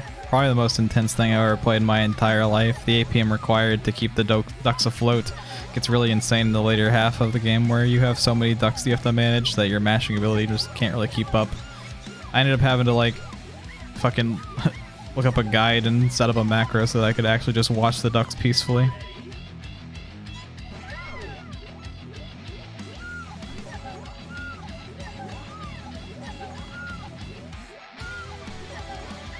On the real though, it's like a $5 game that includes all the DLC and It's just a nice passive thing to put on in the background, so I like it. I literally got it so that I would have something to look at while I was adding music to my playlist. But yeah, Plastic Duck Simulator, pretty dang good. No idea how Foxen found it, but I saw it on Foxen stream first, so credit where it's due. Fuck.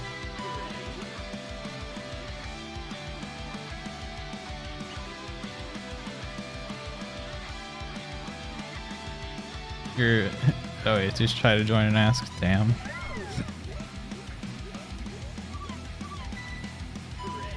I did get way too invested in the story arc of the ducks.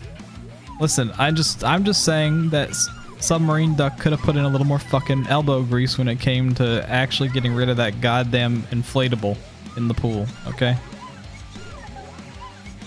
And then like fucking Network comes along and has the exact same scenario pop up, and Submarine Duck fucking eats the goddamn Popeye spinach, fucking walks over and instantly pushes that shit out of the way. What the fuck do you mean? Submarine Duck, how did I wrong you? Why do you love Network more than me? I get so hyped for Submarine Duck for him to do fucking nothing all day, sit on his ass. Damn ingrate. I love Submarine Duck and he hates me. My life is torment. I just wish I was Network 50. And clearly some other people wish they were Network as well. I've seen some other people put 50 at the end of their Twitch usernames and stuff. It's really fucked up, honestly. I'm not quite to that point yet, but, you know, I can understand where people are coming from. Network was the original 50.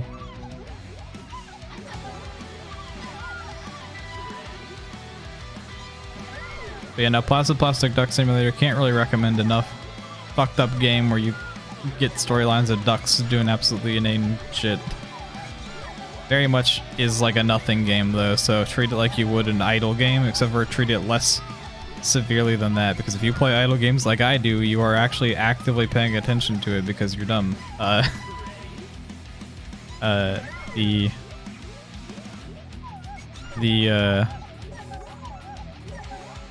always end up paying attention to idle games actively, making them not actually idle games at all. And this is like a true idle game. So if that's intriguing to you, I'd fully recommend it. If you ever looked at Mountain and thought, man, I wish that was ducks. There you go. Yeah, Klinja. Klinja loves to be Network. Isn't it like a fucked up reality we live in that Network told me he didn't bring his Ninja Fortnite wig to their like new house when he moved? Like I think he left it at his parents' place or something. Isn't that not just like the most fucked up shit? How can you have a Ninja Fortnite Blevins Tyler wig and not bring it with you?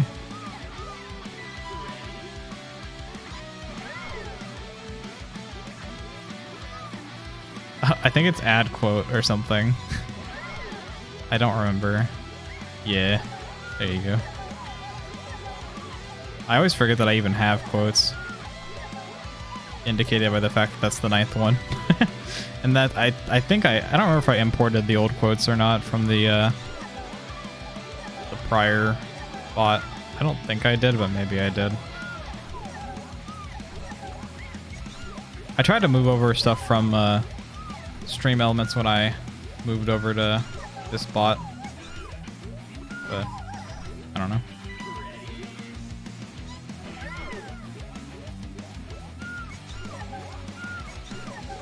I will say, if you're relatively new to streaming and you want to set up a bot, I fully recommend the custom route of running your own bot, rather than doing something like Stream Elements or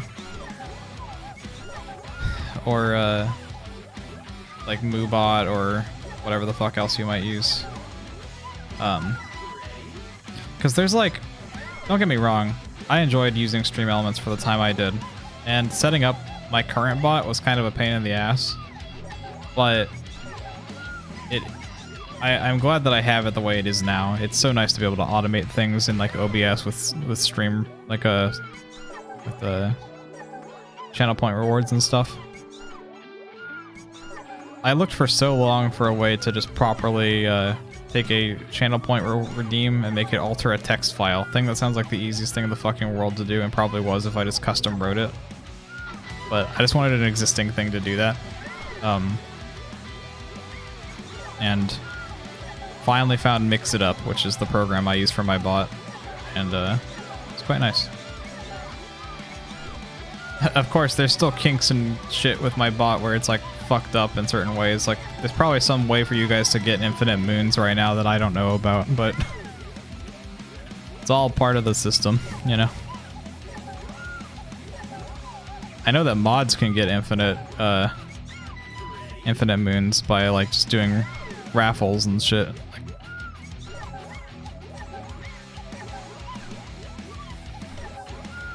Yeah, like this. Damn. Imagine if you got the Pinocchio win off of that cocky shit claw. That'd be awesome. Unfortunate. I do wish I knew how many you had, Coralines. I made it not say that because when people are spamming the slots, I don't want it to eat up the entirety of chat. But you know, it is nice to know. Shit is rigged. The slots are a 4% to win. Oh my god, really mad? Or is that... I can't remember the differences with the naming scheme of those two. I did add a fuckload of extra 7TV emotes over the last couple of days. To be fair, there's a decent number of them that are just aliens, a decent number that are just cats, and there's like 7 that are Pizza Tower related. And most of... like half of those came from Claw, so... that wasn't even me. But, you know, that's ultra mad. Nice.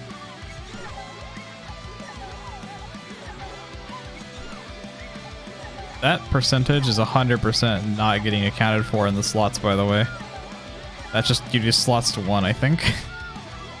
Which I probably should have a thing in place to prevent you from doing that, but I mean, at the end of the day, you don't even win anything. You get like 25 if you win a slots with 1.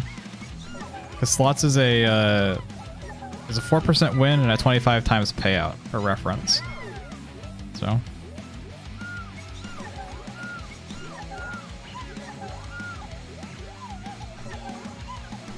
Damn, I've been on this level for a while. It's like so hard for me to actively think about this level. So I get to the end of it here and I'm like, oh, I gotta go faster, and I'm not used to doing it yet.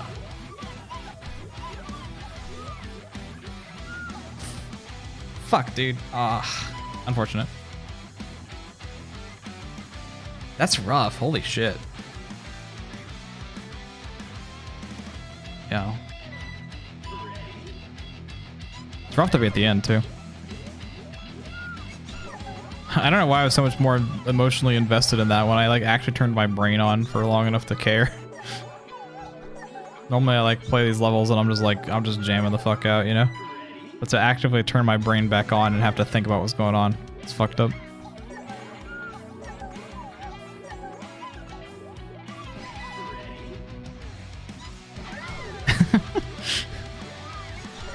Please, I want to get a jawbreaker from the fucking coin machine.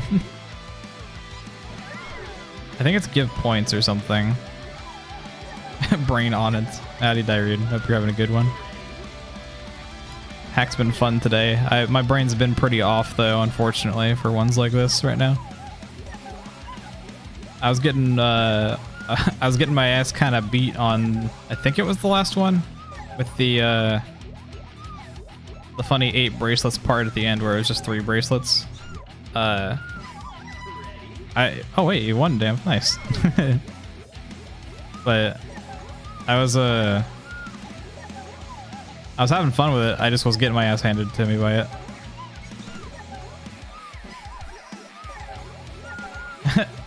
Fuck, every time I think about some part of a level, or like I'm like, hey, is this a thing? It's always a 651 reference. Fuck, I need to play 651.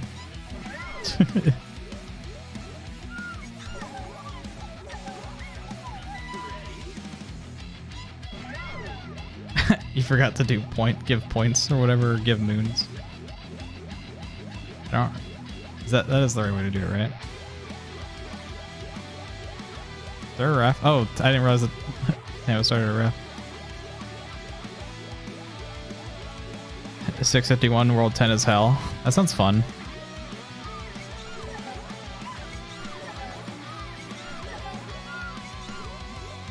Does 651 have like a master mode and stuff too, or is it like an entirely story focused one?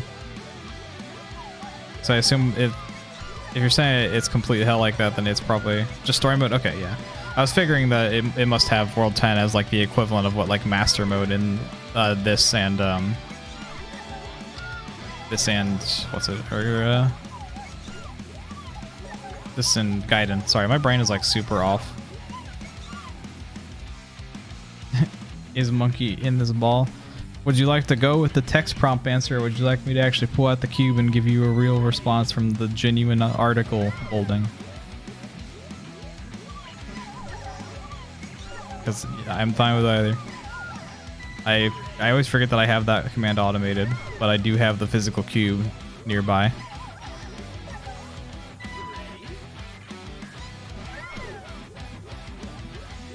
(651's) 1 through 8 is beyond easy when World comes out of nowhere to up the difficulty, in World 10 is just Kaizo.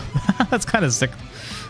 I mean, it's a tad fucked up. I appreciate a more of a, you know, actual difficulty progression like this hack has, but I do think it's kind of funny in that regard, because they just have you chill the fuck out. You're just vibing to Monkey Ball, and then bam, here's the real shit, bitch. Fucking Kaizo time.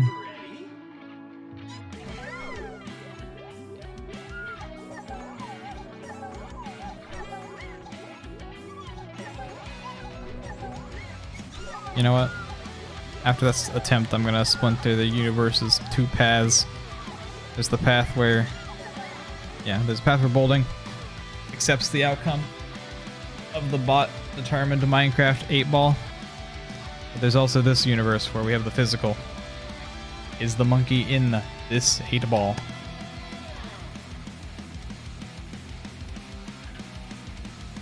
I can't read this shit. Guaranteed pay dirt. Whatever that means. You can choose which universe you decide to go along with. There's the two realities. The one where the command block read true, and the one where guaranteed pay dirt. I don't know what the fuck it means, but hey.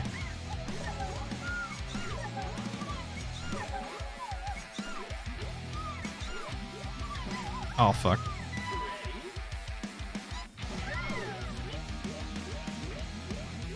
Number of completions is only approaching 30 after 4 years of it being out. That's fucking wild. I didn't realize the difficulty scale we were talking about with 651. I'm probably not up to snuff as like a person to to beat that without at least doing offline grinding, because the amount that I actually stream and the amount that would probably take me to beat don't quite line up together. Do you know what completion numbers are looking like for master mode of this hack so far?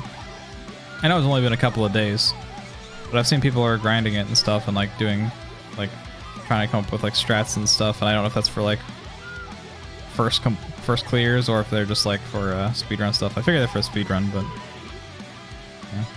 3 people in the community that can consistently beat it. Damn, that's wild.